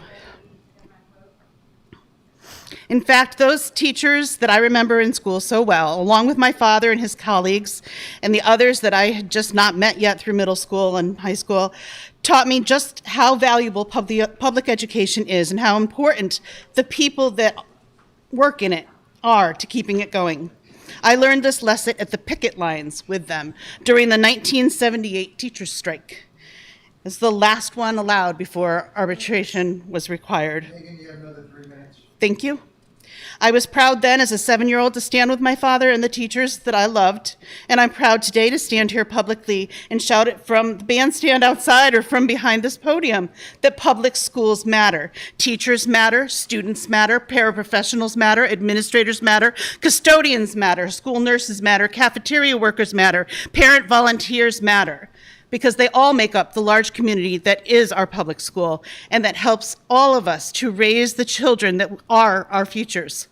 New Milford needs to stop disrespecting our schools and start to realize what a treasure they truly are and that they must be cared for appropriately. Massive cuts that have been taken for the last decade, and this year were spitballed and arbitrary, should not be allowed to take place, especially when the reasoning behind them is to shock the system or shake things up. Our students do not need their school system shocked. They've been through enough. They need consistency, and they need to know that their teachers that they love as much as I loved mine are still going to be there next year. Unfortunately, these pink slips have our teachers already out there applying for other positions, and they should. They need to know that they can take care of their families next year. But the damage is already starting. We are going to lose teachers even if we restore it to the full amount, because they need to know they can take care of their own families. It's awful what has been done again in this town. I agree with the person who said that it should go straight from the Board of Ed to the voters. There should be no other votes. If it's failed, then fine, get involved. But if not, the voters should believe in what their Board of Ed, who they elected, said is necessary in the school system because they are the ones who live it day in and day out. So in closing, thank you to all of the teachers still in our district and those who have gone before, who've helped my children personally and are still helping them through so much. We could not do this without you, and I'm truly grateful to have each and every one of you in our lives. And to our voters, get out there, vote no, vote too low. We can and we must do better than this for our future. Thank you.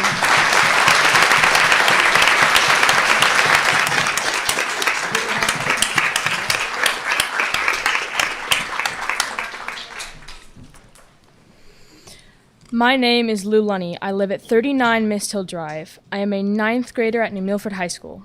I am here to talk about how these budget cuts are affecting our school, and especially how they're affecting us as students. One of our teachers we could lose is Mr. Hobart, and to be honest, he's the reason I am standing at this podium today. Mr. Hobart doesn't teach the required material by what they recommend. Long, droning talks where students zone out, pages upon pages of assignments, and labs that do nothing to benefit the students. He teaches it in a way that actually makes sense. He makes sure we understand the material that we're learning, not just memorizing information on the paper to get a good grade.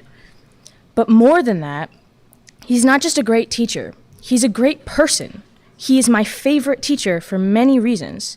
He's funny, he understands how we think, all he wants for us is to succeed, and he makes class something I actually look forward to. I am so happy to have him as a teacher, and I know I am not the only one that feels that way. The other students here prove that. If we lose teachers like Mr. Hobart, we lose more than great educators. We lose the kind of support that makes a difference in students' lives.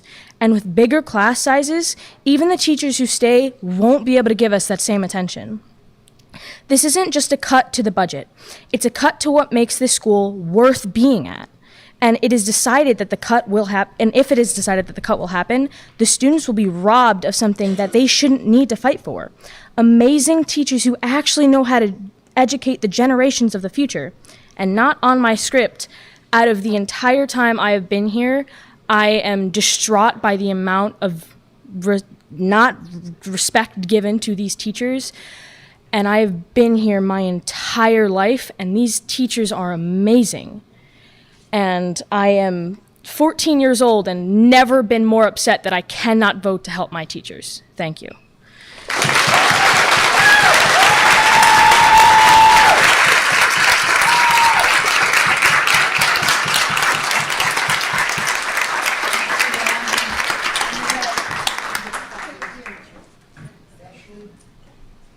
Ashley Lunny Russo. Oh.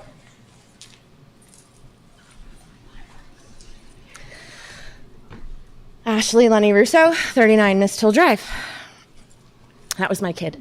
I'm really proud.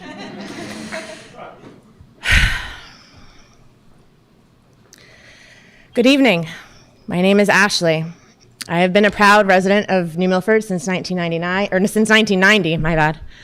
And I graduated New Milford High School in 2003. I am a parent of 4 children, 2 of which belong to the New Milford Public School System. One you just saw brilliantly execute that, and one is actually outplaced through special ed and is doing fabulous in her school. Thank you to all the beautiful hearts in here that have gone into that. And, okay. I am deeply concerned and frankly so disheartened by the recent $2 million cut to the Board of Education. I am not going to stand up here and use exact numbers and repeat all of the beautiful things that have been said by these absolutely amazing humans that have poured their heart out to you. I've sat in the back and cried over this, and this is to hear the level of robbery that has happened from elected officials that are sitting in front of me and the Board of Finance. And this is absolutely outrageous that we are talking about this level of nonsense.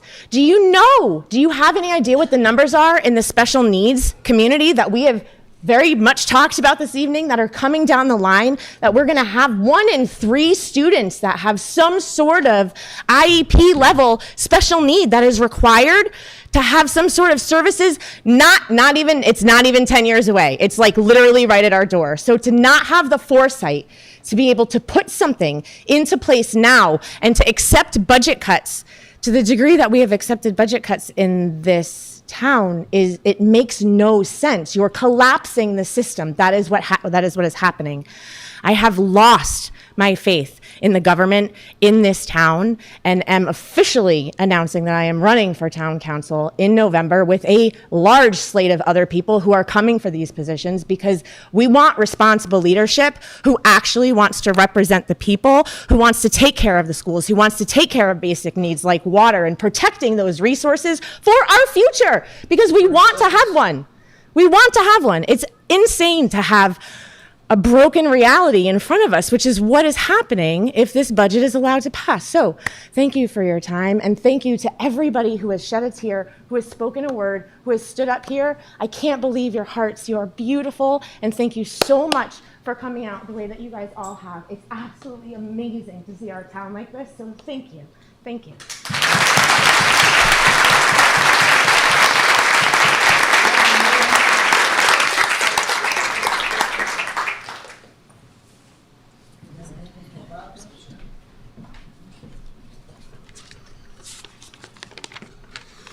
Hi, my name is Gavin Wilhelm. I live on 98 Old Ridge Road. I'm a 9th grader from New Milford High School, and I've come to talk about the budget change that will affect our students. I came from homeschooling all my life to New Milford High School this past year.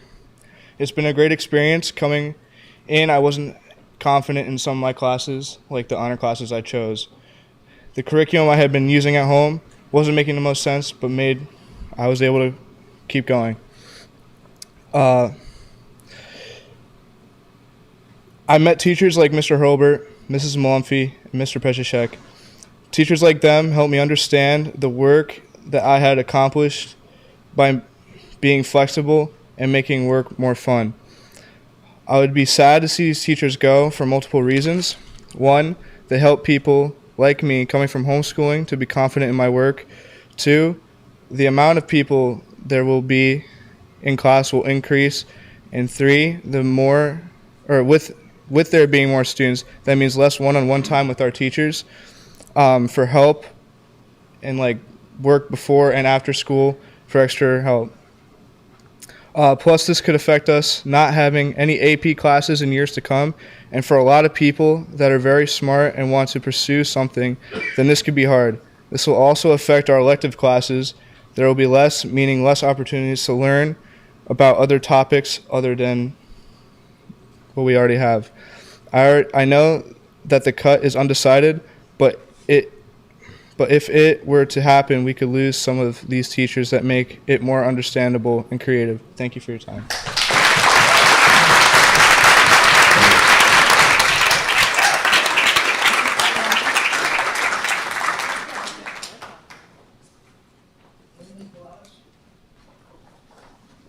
I think she ceded her time a long time ago. She ceded her time.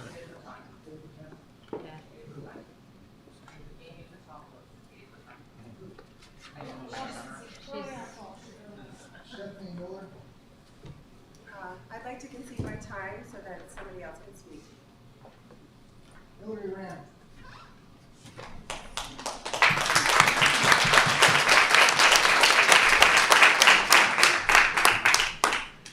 Hi, Hillary Ram, 154 Guernsey Lane.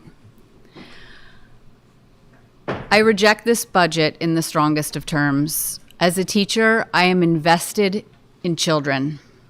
I believe in our educators. I was deeply disturbed watching the Board of Finance meeting when the motion was made that would decimate our schools, and then not much was said. We've heard about that. It was shocking to look around the table and not have a substantial conversation about this type of a cut. This is an example of poor leadership, and it is the tip of the iceberg. It reminded me of the time when I sat up here with some of you, and some in particular who grilled Dr. Parlato with aggressive questioning right after a conversation that we had had about horrible bullying that was happening in our schools. And I couldn't help but think to myself, I wonder where the kids are learning it. This was Dr. Parlato's first budget presentation. She was 7 days on the job. You should all go and watch that video. It's embarrassing. I was embarrassed. We are lucky that she stayed with us and that we still have her. And we are lucky to have a dedicated Board of Education that doesn't give up and does not bring politics into it. They stay laser focused on our kids. We are lucky to have an incredible administration at our schools. I have been a substitute teacher in those schools. And last but not least, we are lucky to have devoted teachers, many of whom have spoken tonight. On this Teacher Appreciation Day, I salute you. I wish I had donuts or bagels to give. That's what we got at school, bagels, it was great. Why does our town not value our schools? We ask it every single year. This is why the outcome of cutting $2 million, which is about 3% of the budget that they proposed, is hurting our community, why everybody is here in outrage. The children are our future. This town is drowning in these bad decisions, and we are all going to pay for it. Brian was spot on. Us being here is not an anomaly. It's a pattern. I will no longer sit idly by watching this unfold year after year. Our children are paying the highest price for it, and I do feel called to action. I no longer have confidence in your leadership, Mr. Mayor. This is your budget. You are the CEO of this town. So no passing the buck, it goes to you. Why are we here again, begging for dollars for our schools? No one wants to go through this unnecessary chaotic disruption again, ever. We want our kids to feel supported and safe and funded. The people elected you to serve them, and this is failing them. I will be voting no on both parts of this budget because I think we should cut more from the town side that has very high surplus annually. That's where we should be cutting. We all know this. It is time that we start questioning our leaders and where we are every year with this budget. We can do better, and New Milford, you deserve better. Thank you.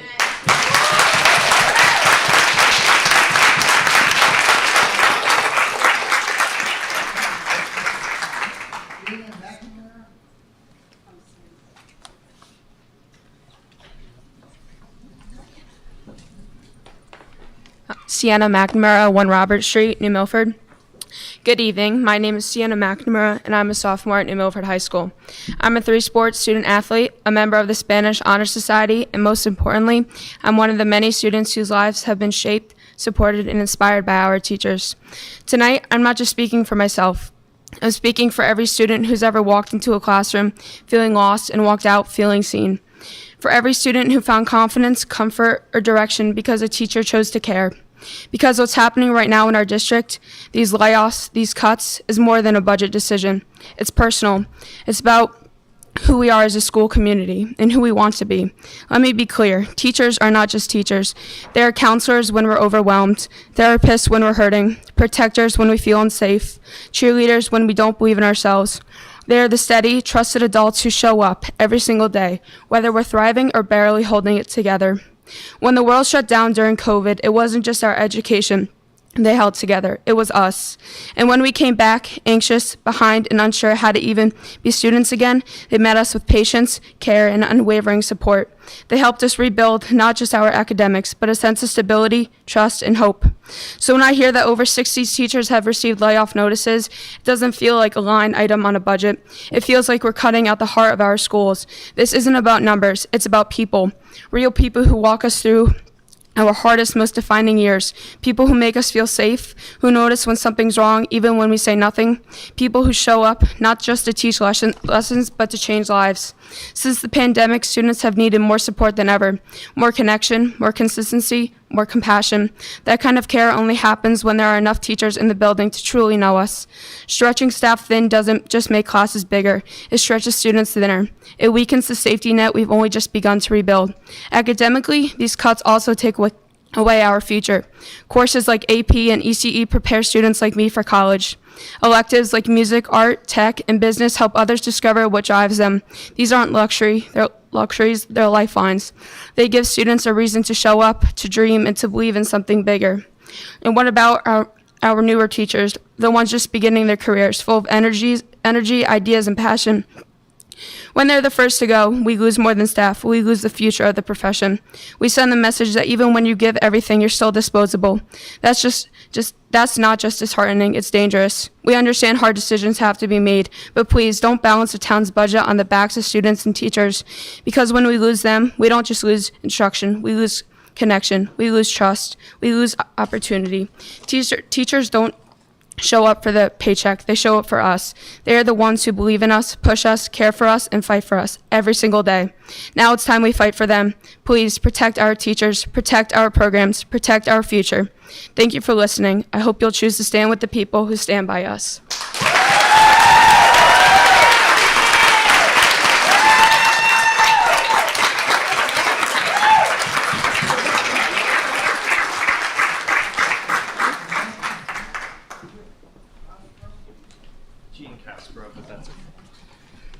Most people don't get it.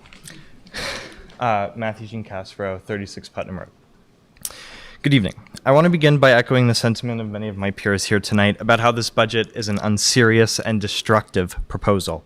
Make no mistake about it, this budget will return to the table of the Town Council and the Board of Finance because this community will vote no too low. Thank you. Now, when it does, I trust that you will all do the right thing and the budget will be fixed. I'd like to take time to discuss the cuts that the superintendent has proposed should this budget be passed, and I'd like this to serve as both reasons to vote no too low as well as reasons the money should be fully restored once the budget inevitably fails. I'd also like to clarify, Dr. Parlato, I'm in no way blaming you. You're doing the best you can in a difficult situation, and you've been an amazing superintendent. Thank you.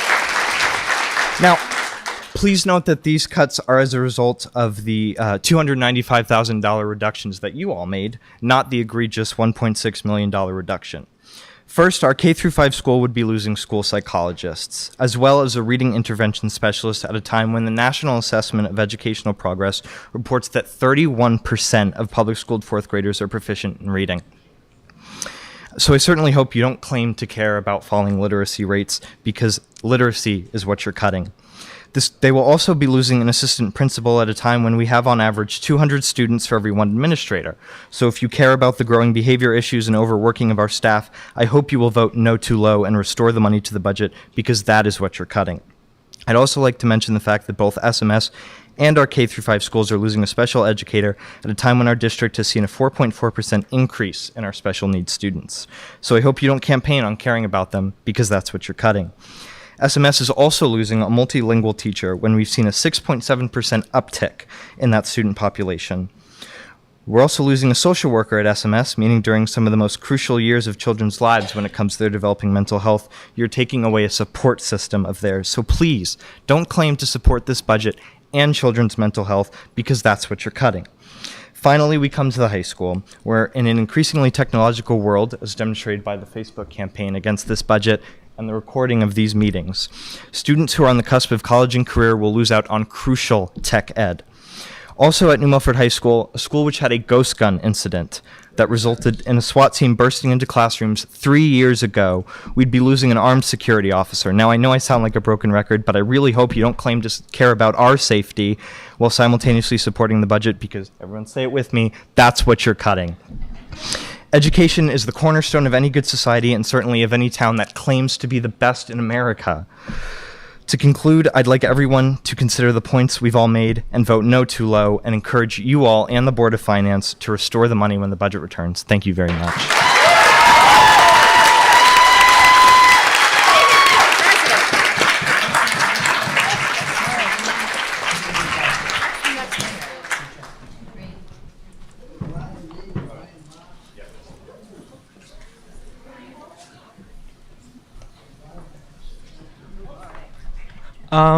Ryan Mon, 123 Pumpkin Hill Road.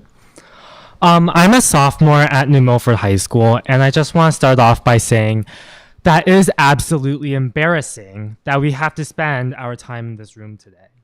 Year after year, our town has had a surplus after surplus after surplus, and yet our government blows through that money irresponsibly and are continuing to be irresponsible by now cutting that from our schools.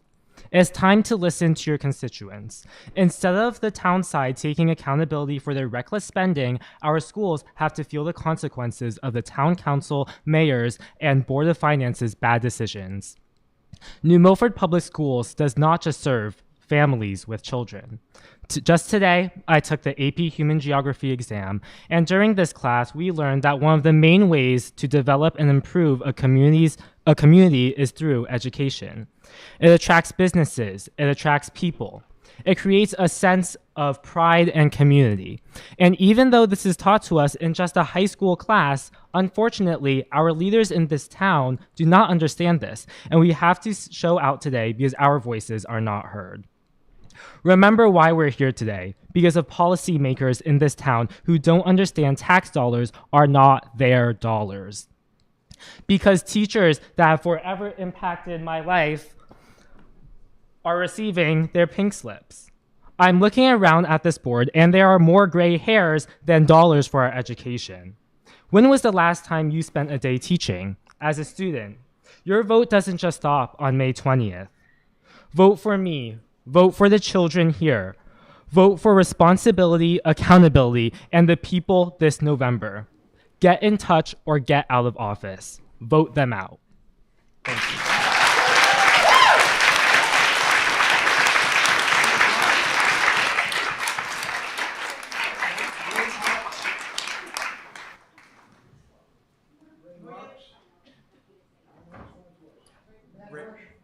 Ray Manka? Manka? He's your principal. Go for it, Ray. No, I think it's you. Yeah? Is it number 45?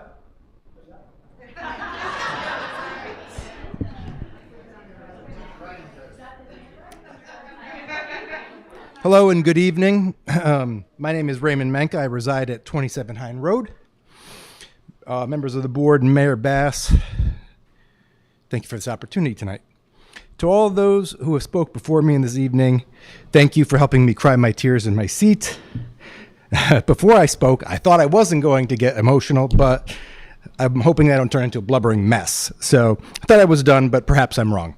Seriously though, thank you for all the passion, for all those who spoke before me, who are present here tonight. I appreciate you. Logan, I can't wait to see you in the high school. And besides my 3 children and the 1,300 children that I devote my life to every day, you're the reason why it's my responsibility to speak tonight. While some of you might know me as the principal of New Milford High School, I'm speaking tonight as a private citizen.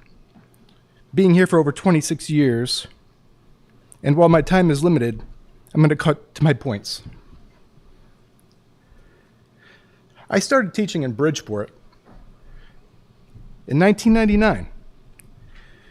And along the way, my career brought me to Milford, Ridgefield, Norwalk, and Stamford, and most recently New Milford, where I chose and love to serve as an employee in our community. In fact, you might remember that just 4 short years ago, after accepting new position as a principal at New Milford High School and leaving another district where I served successfully for 12 years, I resigned. However, I quickly rescinded my resignation as the town of New Milford came together. The community awoke to show their support, and I quickly knew that I made the right choice. New Milford, it's time again. It's time to wake up. It's time to join the discussion, and it's time to take action. It's our responsibility to correct this irresponsible and gross miscalculation. Throughout my lengthy career in education and across multiple districts, I've never been presented with such a drastic and significant proposed fiscal cut at such a late hour. But my knowledge and experience of teaching and learning proves, pardon me, I'm going to clear my eyes for a second. And teaching and learning process have saddened me to know that in such a reduction means the loss of non-renewal of so many vibrant and caring teachers who have supplemented and experienced to supplement our veteran forces. Should this budget be ratified through referendum, please trust me when I say that our schools would be gutted of valuable assets based on the timeline and the process of fear of 62 people who believe in our community, but now they learn that they must seek employment elsewhere. I've got much more to say, but thank you, Ms. Sarah. For the past several months, I've attended Board of Education meetings, Town Council, Board of Finance meetings to better understand opinion, perspective, and rationale by all groups and people regarding the superintendent's fiscally responsible proposed Board of Education budget was presented for review to better understand the reasoning behind why we had to make this disgraceful decision. Over the past several weeks, what I have heard has left me saddened, embarrassed, and appalled by what I categorize as careless and miscalculations to make these reductions by our New Milford Board of Finance, with members who clearly do not understand how teaching and learning work, and we remember this on the first Tuesday in November. Today, our students, our community, and the future of continued success and growth in New Milford and the New Milford community rely solely on the vote of a referendum. New Milford, I urge you to rise up because this is the wrong decision. I believe in you. I believe in the board members to make and do the right thing, and I believe in the community who stand behind me tonight. We will turn out in droves at the day of the referendum, and collectively our voices will be heard. Vote no, too low, as you will be saving our schools from catastrophe in years to come as we lose caring, compassionate, dedicated educators who are here because they believe in our students, your children, my children, and our community. Folks, there's no other option. This is about our children.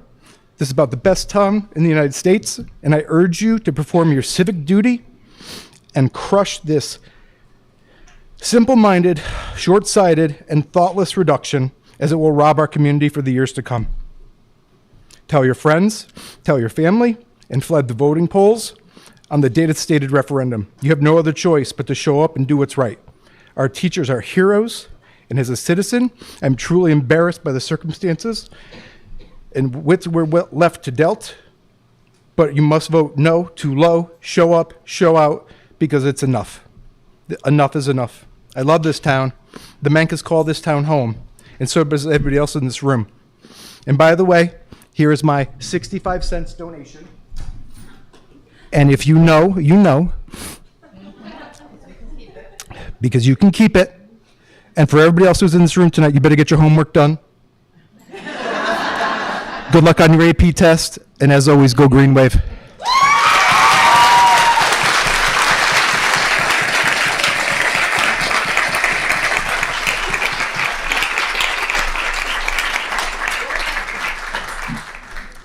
My name is Matt Hirsch. I live at 113 Heatherwood Drive in Brookfield. I'm a town employee. I work at Sarah Noble Elementary School. Good evening, board and fellow town constituents. I wanted to speak today of experiences I see working in our schools, my experiences with safety and special education. If you're unaware, a restraint or seclusion is a response to a student's actions when they are a danger to themselves or others. This requires proper training, paperwork, and can result in a meeting if there are too many of these events within a defined time frame. I have seen these events happen each week at just the school I work at. Why do these occur? It can occur because the student cannot regulate themselves, needs sensory input, feels that what comes next is unpredictable, and or doesn't want to complete the work. They can resort to physically aggressive behaviors such as kicking, biting, hitting, punching, yelling, or flopping. Many of these behaviors occur as a response to what the rest of us may consider a simple task. Answer some multiple choice questions. Do work for 5 minutes. Match these colors. These behaviors are what we consider severe, and we are just barely able to support them with our current level of staffing. If we move forward with the proposed changes, what will this begin to look like? Well, federal law requires us to provide students with a free and appropriate education. Appropriate is the word I would like to focus on. Part of the process of determining appropriateness for students is safety. If we cannot guarantee students' safety due to rising class sizes, lack of support, and reduced options of instructions, then families will have legal recourse to seek for an out-of-district placement. This means we will be legally required to pay for tuition, transportation, and any other services this child needs in accordance with the determination of what is considered appropriate for their education. How much do these cost? Well, the cost can vary depending on the student's needs and the setting itself. From my experience, this always costs more than what it does to keep them in the district. These placements can cost the district an average of $100,000 per student. How much might it cost to keep them in the district? Well, that same student may utilize one paraprofessional for the day, a special education teacher, a regular education teacher, a speech language pathologist, an assistive technology consultant, an occupational therapist, a physical therapist, and a psychologist.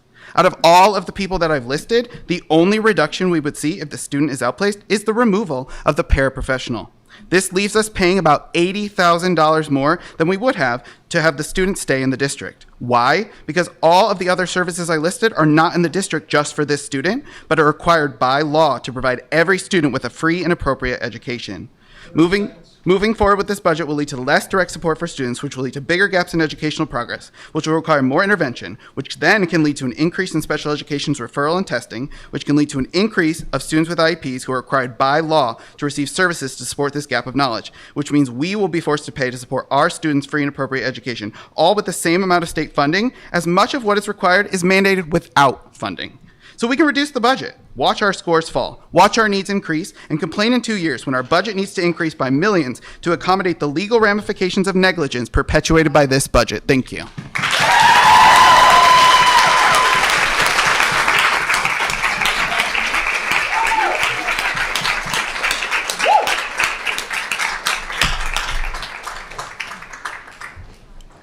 Hi, Mickey Harkin, 11 Meadow Ridge Lane. Good evening, Mr. Mayor, Town Council, and to the town of New Milford. Many of you know me already. My work in the schools, my past involvement in the PTO, my volunteer work in the community. You might know my husband, Tim, or my kids, Tess, who's now 28, Tony, 25, and RJ, sorry, thank you, 21, who graduated from New Milford High School. It's hard to be short. It's my children I want to talk about.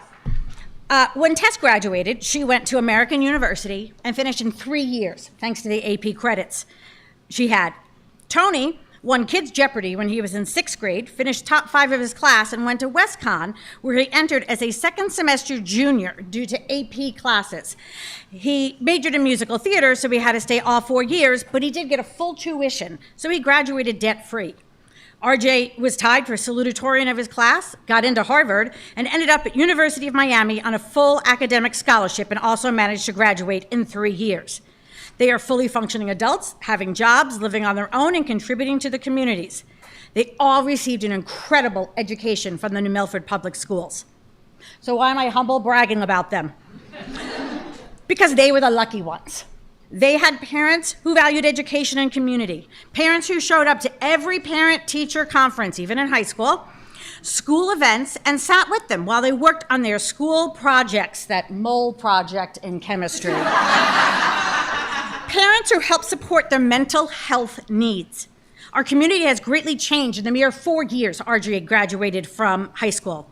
We have 31% of students eligible for free and reduced lunch. Our ELL population has grown 131% over 5 years. We have more severely disabled students than ever before, more students outplaced for various needs, more unfunded state mandates, more socioeconomic turmoil, and much, much more mental health needs. Our community has changed, and so should the schools, but we cannot change without money. Without money, we offer bare bones, larger class sizes, less or no sports, no after-school activities, no programs like TAG, which is great, but not a state requirement. While we may not lose support for our special ed kids, the needs will not be able to be fully met with the larger class sizes, decreased teachers, and paras. Our mental health needs will soar even higher with less social workers, guidance, and psychologists. Our communities will suffer. We will have less people spending money in our town because there will be less staff. Without sports or activities, our kids might turn to other ways to occupy the time, and I do not mean the library. Our property values will go down, and that will affect how much you sell your house for when you're ready to leave. We are no longer the one-lane Route 7 road when we moved up here in 2024. Our community has grown and keeps growing. We need to be able to keep up the standards that we have to keep New Milford the GOAT. The one thing I've learned in my years of being here is that the community will gather and support each other, putting aside political and personal views to help those in need. This is the time our schools are in need.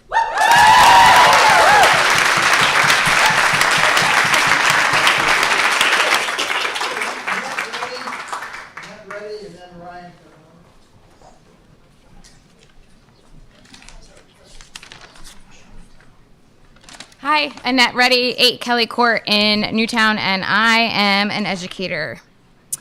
Good evening. My name is Annette Reddy, and I am one of the 62 teachers that have been non-renewed for next year due to the drastic budget cut you were recommending.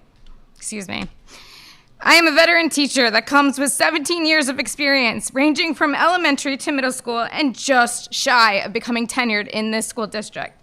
I am one of the teachers that came from a school district that, again, had everything. I was tenured, and it paid a heck of a lot more. But I chose to come here because I grew up here. I grew up in New Milford, went through the school system, and even started here as a special education tutor fresh out of college. I was excited to return to work in the school as it was my 5th grade teacher, retired teacher, Mrs. Zimmerman, that sparked my love for teaching. She took the time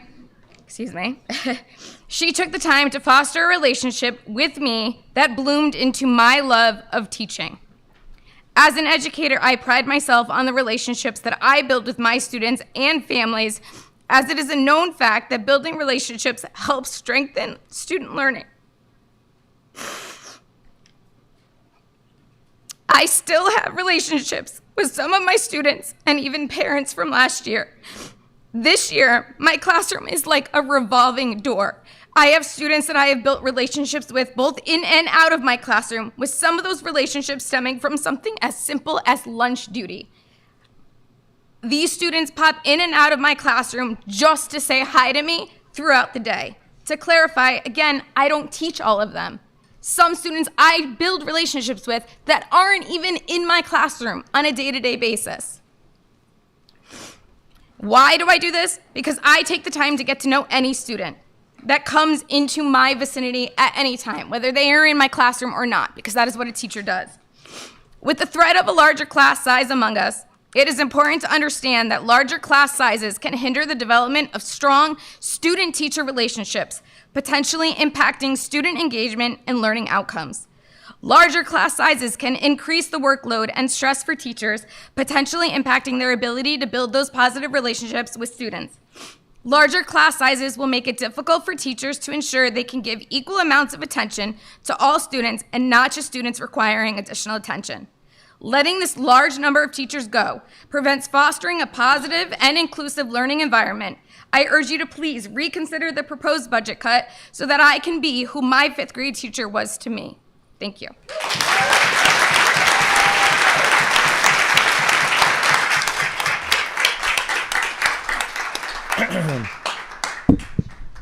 All right. Ryan Carbone, 5 Nutmeg Drive. So I thought it was extremely important for me to speak here tonight because of my unique situation in this town. I'm a New Milford taxpayer. I have 2 kids of my own. I have an undergraduate degree in political science, and I also happen to be a male special education teacher at Sarah Noble, or as previous administrators have called me, a unicorn. Matt, you're a unicorn too, buddy. Good job. I want to give you my perspective through some of these lenses. First, as a taxpayer, I'm having a hard time grasping this. The Labor Department says overall in 2024, inflation was 2.7%, 17.2% for juice, auto insurance 12.7%, pet services 12.1%, rent 4.8%. Basically everything has gone up, but we decided to draw a hard line on education. That does not make sense to me. From what I've read, and I don't know if this number is true, it would cost the average taxpayer $13 more a month. I can afford that, and I'm a teacher. Okay. Secondly, I've heard an argument that cutting funding to the schools would actually affect some type of positive change, shock the system. Hearing this, my political science background gave me an urge to do some research and test this hypothesis. Could cutting per pupil spending affect positive change? There's one research paper from 1966 known as the Coleman Report that people often point to as evidence that per pupil spending does not matter. The authors argue that there are variables that matter more than the educational spending. However, there have been numerous studies since that time that put this claim into serious doubt. In the words of James McPartland, a graduate student who actually worked on the report and later became a sociology professor, and I quote, "We didn't really measure where the money was being spent. And we've learned a lot since then that money does matter if it is spent well. Money well invested can make a big difference in student outcomes." So what are some of the studies that support the idea that educational spending improves student outcomes? I'll name a few. First, a comprehensive meta-analysis published in the American Economic Journal, Applied Economics in 2024, reviewed 28 studies and found that over 90% reported positive effects of increased school spending on student outcomes. Specifically, a 1,000 per pupil increase sustained over 4 years was associated with a 1.92 percentage point increase in high school graduation rate and a 2.65 percentage point increase in college enrollment rates. A cost-benefit analysis of the school spending in Ohio found that if Ohio increased its spending from 2023 and more closely modeled Pennsylvania's, which was a $2,800 increase per student, the state could see a net economic benefit ranging from $23 to $90 billion. A reduction in spending models, the K-12 spending in Indiana, would create an economic loss of $30 to $120 billion.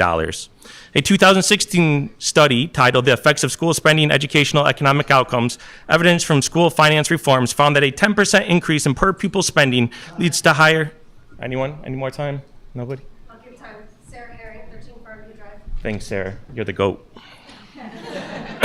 The effects of school spending on the educational and economic outcomes, evidence the school finance reforms found that a 10% increase in per pupil spending leads to higher graduation rates, about 7% higher wages, and a 3.2 percentage point reduction in the annual incidence of adult poverty.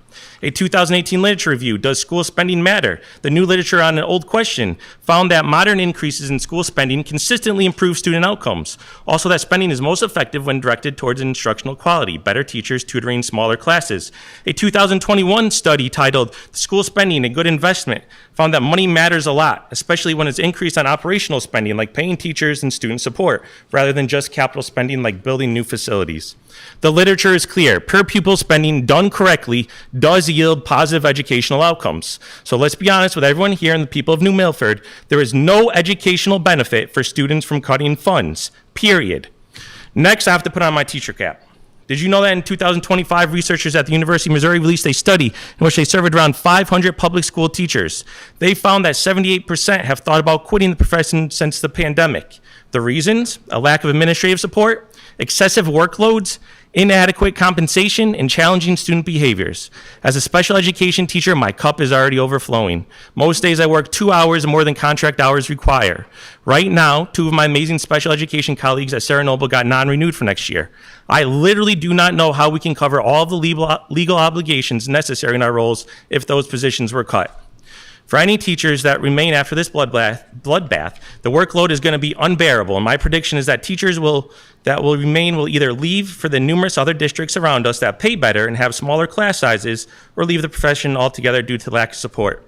Finally, as a father of 2 beautiful children, Mackenzie, who's in the 1st grade at Hill and Plain, and Noah, who will start public school in 2027, I was told to watch my language. I wanted to say I'm pissed. I'm sorry, Dr. Parletto, and all my other bosses here. But I'm pissed. For them, for our kids, for your kids, we cannot have an arbitrary budget. Thank you.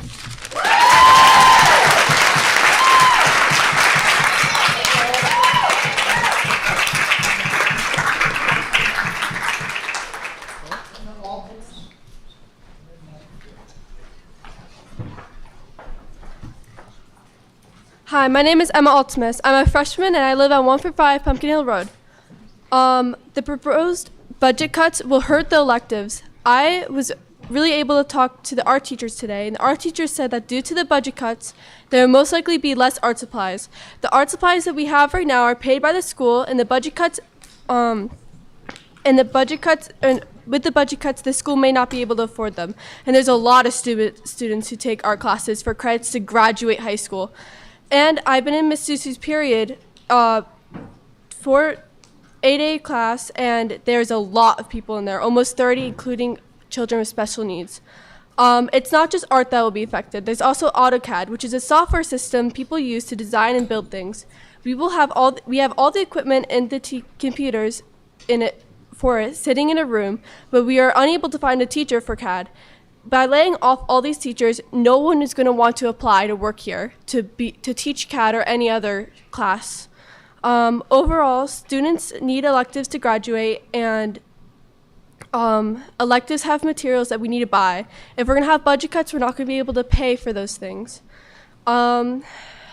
Before I end, I want to thank two of my teachers that have got the pink slip, Mr. Holbert and Mr. Prejudek. They made high school life so good. I understand English for the first time. Thank you, Mr. Prejudek. And also Miss Grabner, who got the pink slip. In 7th grade, she didn't know French, but she was learning it for my class to teach me French as well. Yeah.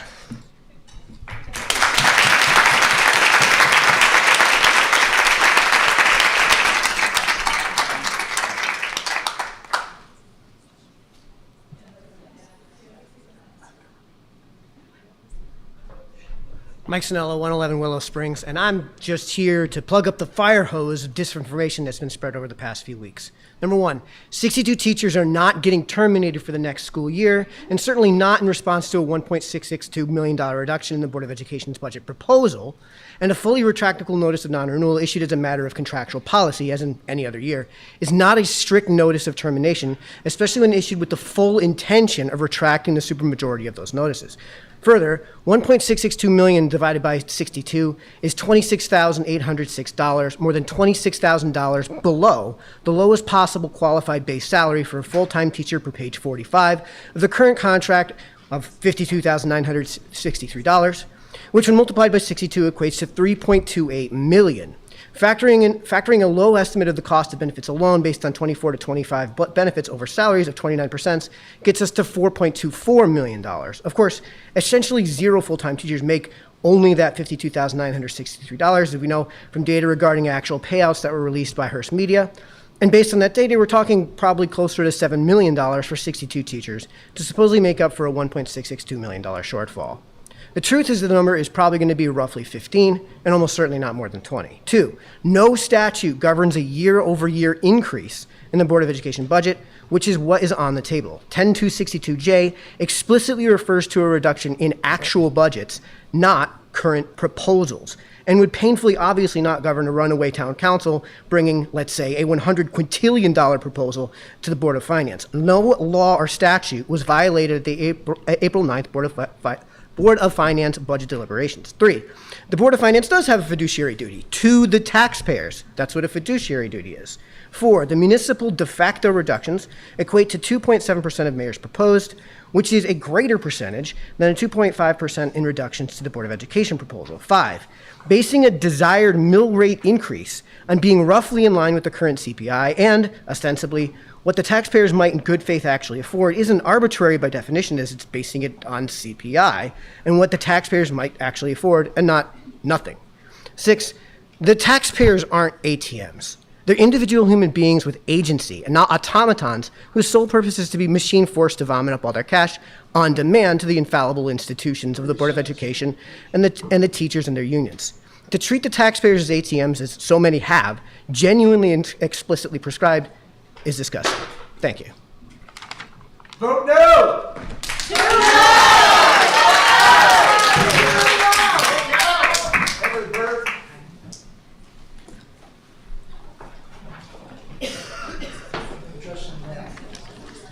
Hello, Motherbird. I live at 2 Carlson Road. I'm in 10th grade at New Milford High School. I'm here today to speak to you about school budget cuts, that you are cutting out almost all the money that you can, leaving our school system at its bare minimum fund-wise, which will prevent us from doing many activities and limiting what we can, as people before me have already said. Here's an analogy that I believe fits our situation. Even though the bare minimum of food that a human can eat, or that we can eat without dying, is much less than we actually eat, if we do eat the absolute minimum that we can eat without dying, we will still feel hungry, we will feel uncomfortable.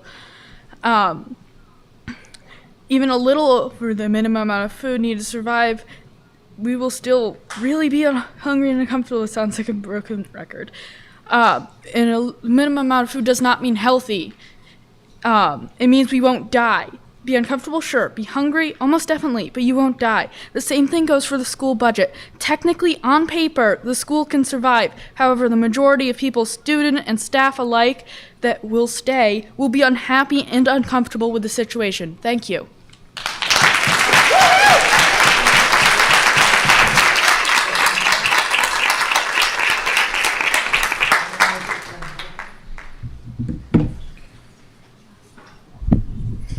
Justin Mack, 19 Bridle Road. As a lifelong resident, parent, and teacher in a neighboring district, I will be voting no because this budget is too low. The reductions made by the Board of Finance and this town council are ill-conceived and reckless. The resulting education budget doesn't even cover our fixed costs, let alone maintain stability for our students and our staff across our schools. You've heard all the reasons that you need to hear to vote this budget down, 62 of them, but I want to speak to one of the reasons often cited for these reductions, our change in enrollment, a decrease of 70 students. I'd like to commend Dr. Parlato on her budget presentation and the information she shared throughout this process. She's made it clear that the enrollment decline was already accounted for in her original very reasonable budget with an increase of just 3.93%. Only about 0.5% over our fixed costs. There was no need for this town council or Board of Finance to cut that for that reason or any reason. In addition, Dr. Parlato recently shared a fact sheet comparing nearby towns and others in our district reference group, showing their enrollment changes alongside their proposed percentage budget increases. Guess which town out of that list of more than 30 stands out with the lowest increase by almost 2%? New Milford at just 1.24%. No other town on that list has a proposed increase lower than 3.12%. That's Oxford, which lost 45 students. Region 15 lost 67 students and still managed to propose a budget of 4.49%. Brookfield lost 40 students and proposed a 4.8% increase. North Haven lost 22 and proposed a 7% increase. In fact, every town except 2 on that list saw declining enrollment, just like us, and yet all their increases reflect reasonable, common sense budgets. Ours is an embarrassment. This should come as no surprise. The average adopted increase by the Board of Finance here in New Milford over the last 11 years is a meager 1.82%. Unfortunately, we've earned our reputation as a town that consistently underfunds our schools. When this budget is voted down and returns to the Board of Finance and the Town Council, you have a chance to do better. I ask that you look at our decline enrollment differently, not as a reason to gut our budget, but as an opportunity to strengthen it. When the time comes, restore those funds and send a signal that New Milford is a town families can count on to support its schools. We need those 70 kids here, and you should be asking why they left, not using it as an excuse to cut. We need their families here in New Milford to support the new ice cream shop that just opened across the green, to go to a movie on Bank Street, to get takeout from our restaurants on busy weekends, to visit our farm stands, to cheer on the duck in the race on the Memorial Day, to make Goat Days successful. Everything great about New Milford ties back to families, and families need fully funded schools to stay here. This week is Teacher Appreciation Week, and since our budget fails to show it, I want to take a moment to say thank you to all the teachers here and in New Milford. You've done a lot for my 2 boys over the years. You're appreciated, and you deserve better.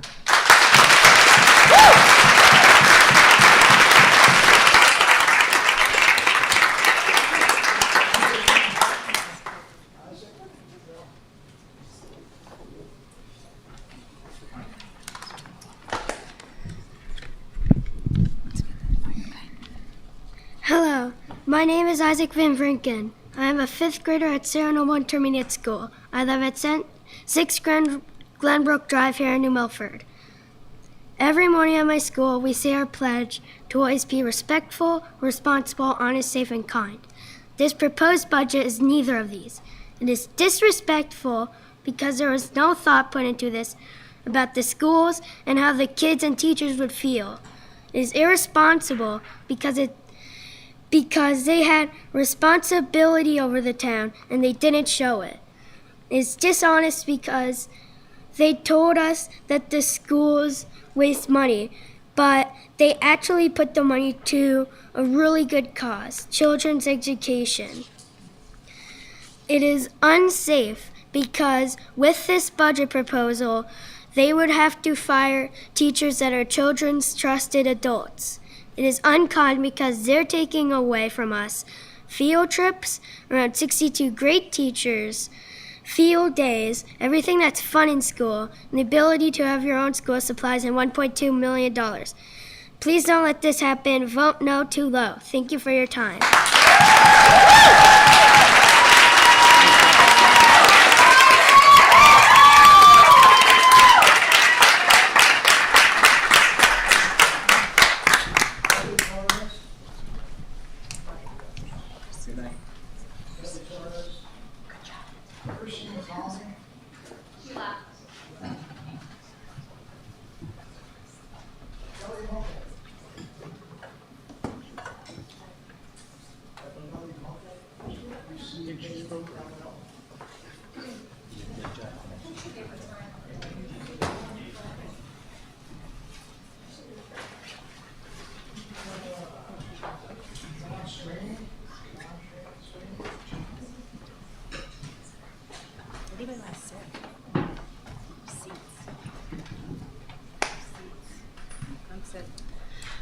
Hi, my name is Siobhan Sweeney. I'm at 17 Warwick Drive in New Milford. I have been living here about 29 years now. It seems like it was yesterday I was in California making calls to different towns and calling their Chamber of Commerce, asking about their schools, asking about their statistics, asking about what businesses were in the area, asking about the population, asking how many children were in the area, because I had a 12-year-old and I was also pregnant. So I knew I was going to need a vast array of services. So we ultimately decided to move here. So now my kids are both graduated, went to UConn, went into further education, all because of the education they got here. Now I have 2 grandchildren. My daughter moved back here from Atlanta after having been gone, thank God, because 6 years ago when my granddaughter was born. And she's a kindergarten in Hillard Plain. And I have another grandson who's 4, and he's at the Children's Center. I had a whole bunch of stuff to say, and of course, you know, this has been a really enlightening thing for me to listen to because I haven't been involved as much as I should over the last 10 years since my son left. Now, 2 things, so many things struck me tonight, but one of the things I was going to say is that the children are our greatest asset. They are our future. They always have been and they always will be.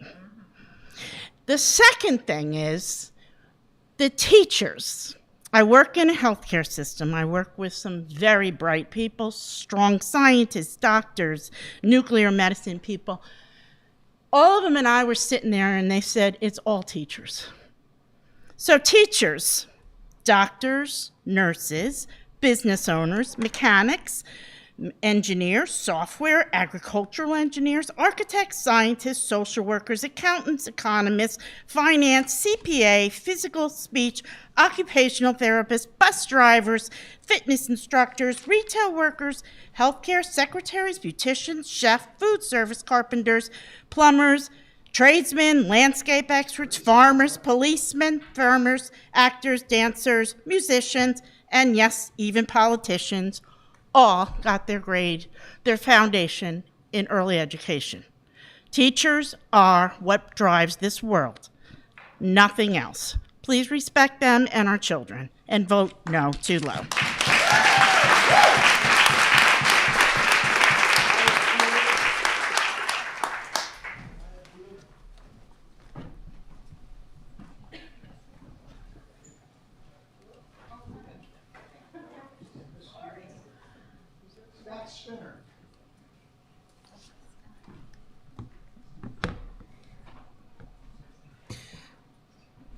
My name is Scott Spinner. I live at 3 Old Northville Road.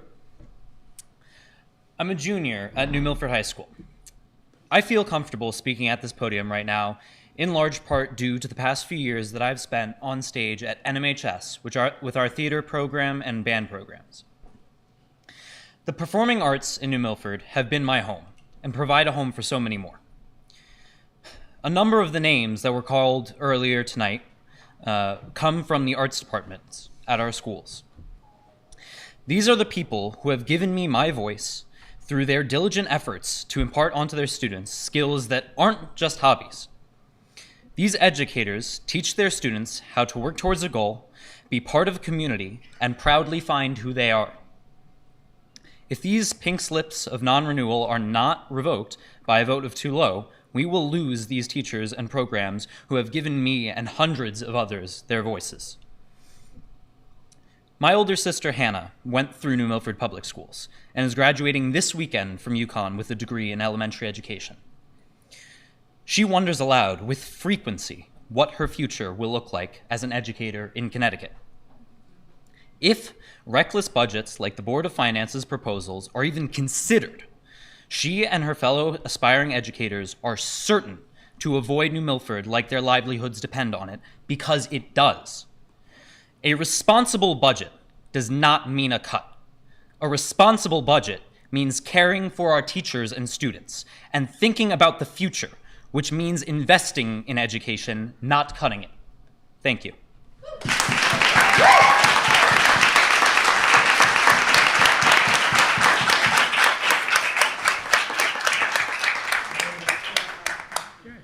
Does anybody else like to speak? I've heard from lots and lots of people. Does anybody else? Going once. Going twice. Already been there. Lastly, before we do a vote to set the town budget referendum date, which we've already done at town council, but I must add onto that that the hours of the referendum will be 6 a.m. to 8 p.m. at your polling district. If you don't know where they are, you can go to online or you can call the voter registrars.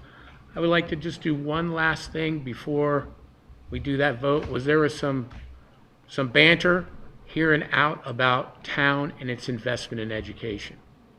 And actually, it was to me as well. So I'd kind of like to set the record straight. So first of all, since the year 2020, we've given more than $12 million additional dollars to the educational department. You can look that up yourself. Also, when we needed athletic gear, I was able to get it with the help of the town council. When we needed new band uniforms, I was able to get that. If you take a look at the high school gyms, look up there and you can see the new paint job that was done. That was done by the town surplus money. Also, new machine, because we're putting new sidewalks in, the new machine, that was done by the town of New Milford, surplus money.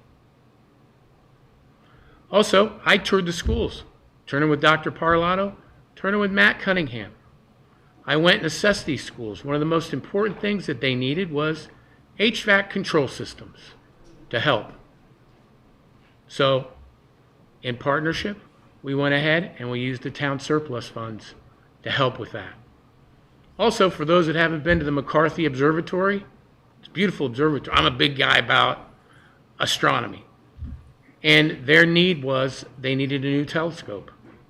So we partnered with the Board of Education and we were able to get a brand new telescope so that everyone can enjoy. Our young kids, our seniors, it's great partnering, right? With that as well. I could go on and on of more things that we do together, but there's been some conjecture, unfortunately, because we're in political season now, you're going to hear a lot of stuff. I just wanted you to know that the fact that people do care, people do invest. We want to make sure that our kids are taken care of. Great job you did there, young man. Outstanding job. But I wanted you guys to know that there are things that we do. Also, the new roof that was put on, the high school roof, the new roof at Sarah Noble School. Those principal and interest payments are paid on the town side. And the reason why I bring all that up is harmoniously we all need to work together. We all need to figure it out because this ecosystem isn't just on one side or another side. It's everybody together. And lastly, the real boss of this whole thing, conjecture is I've heard that the mayor's the boss, the superintendent Parlato's the boss. Really, no. The boss is the taxpayer, is the resident. And they come out on May 20th and they decide what we're going to do. So, again, those that are watching here, those are here tonight, May 20th, come out, vote, and then we'll know. There you go. Okay? So, again, I thank everybody. Lastly, could I have a raise of hands of all New Milford residents? If you could just raise your hands. Okay? I would like to set the town budget, Board of Education, and town referendum date for May 20th, 2025 with the hours of 6 a.m. and 8 p.m. at your polling district. All those in favor? Aye. Opposed? I want to thank everybody for coming tonight. It's great. Have all this great support, all these people coming in and speaking your mind, and that's what makes this town so great. So thank you, everyone. Thank you.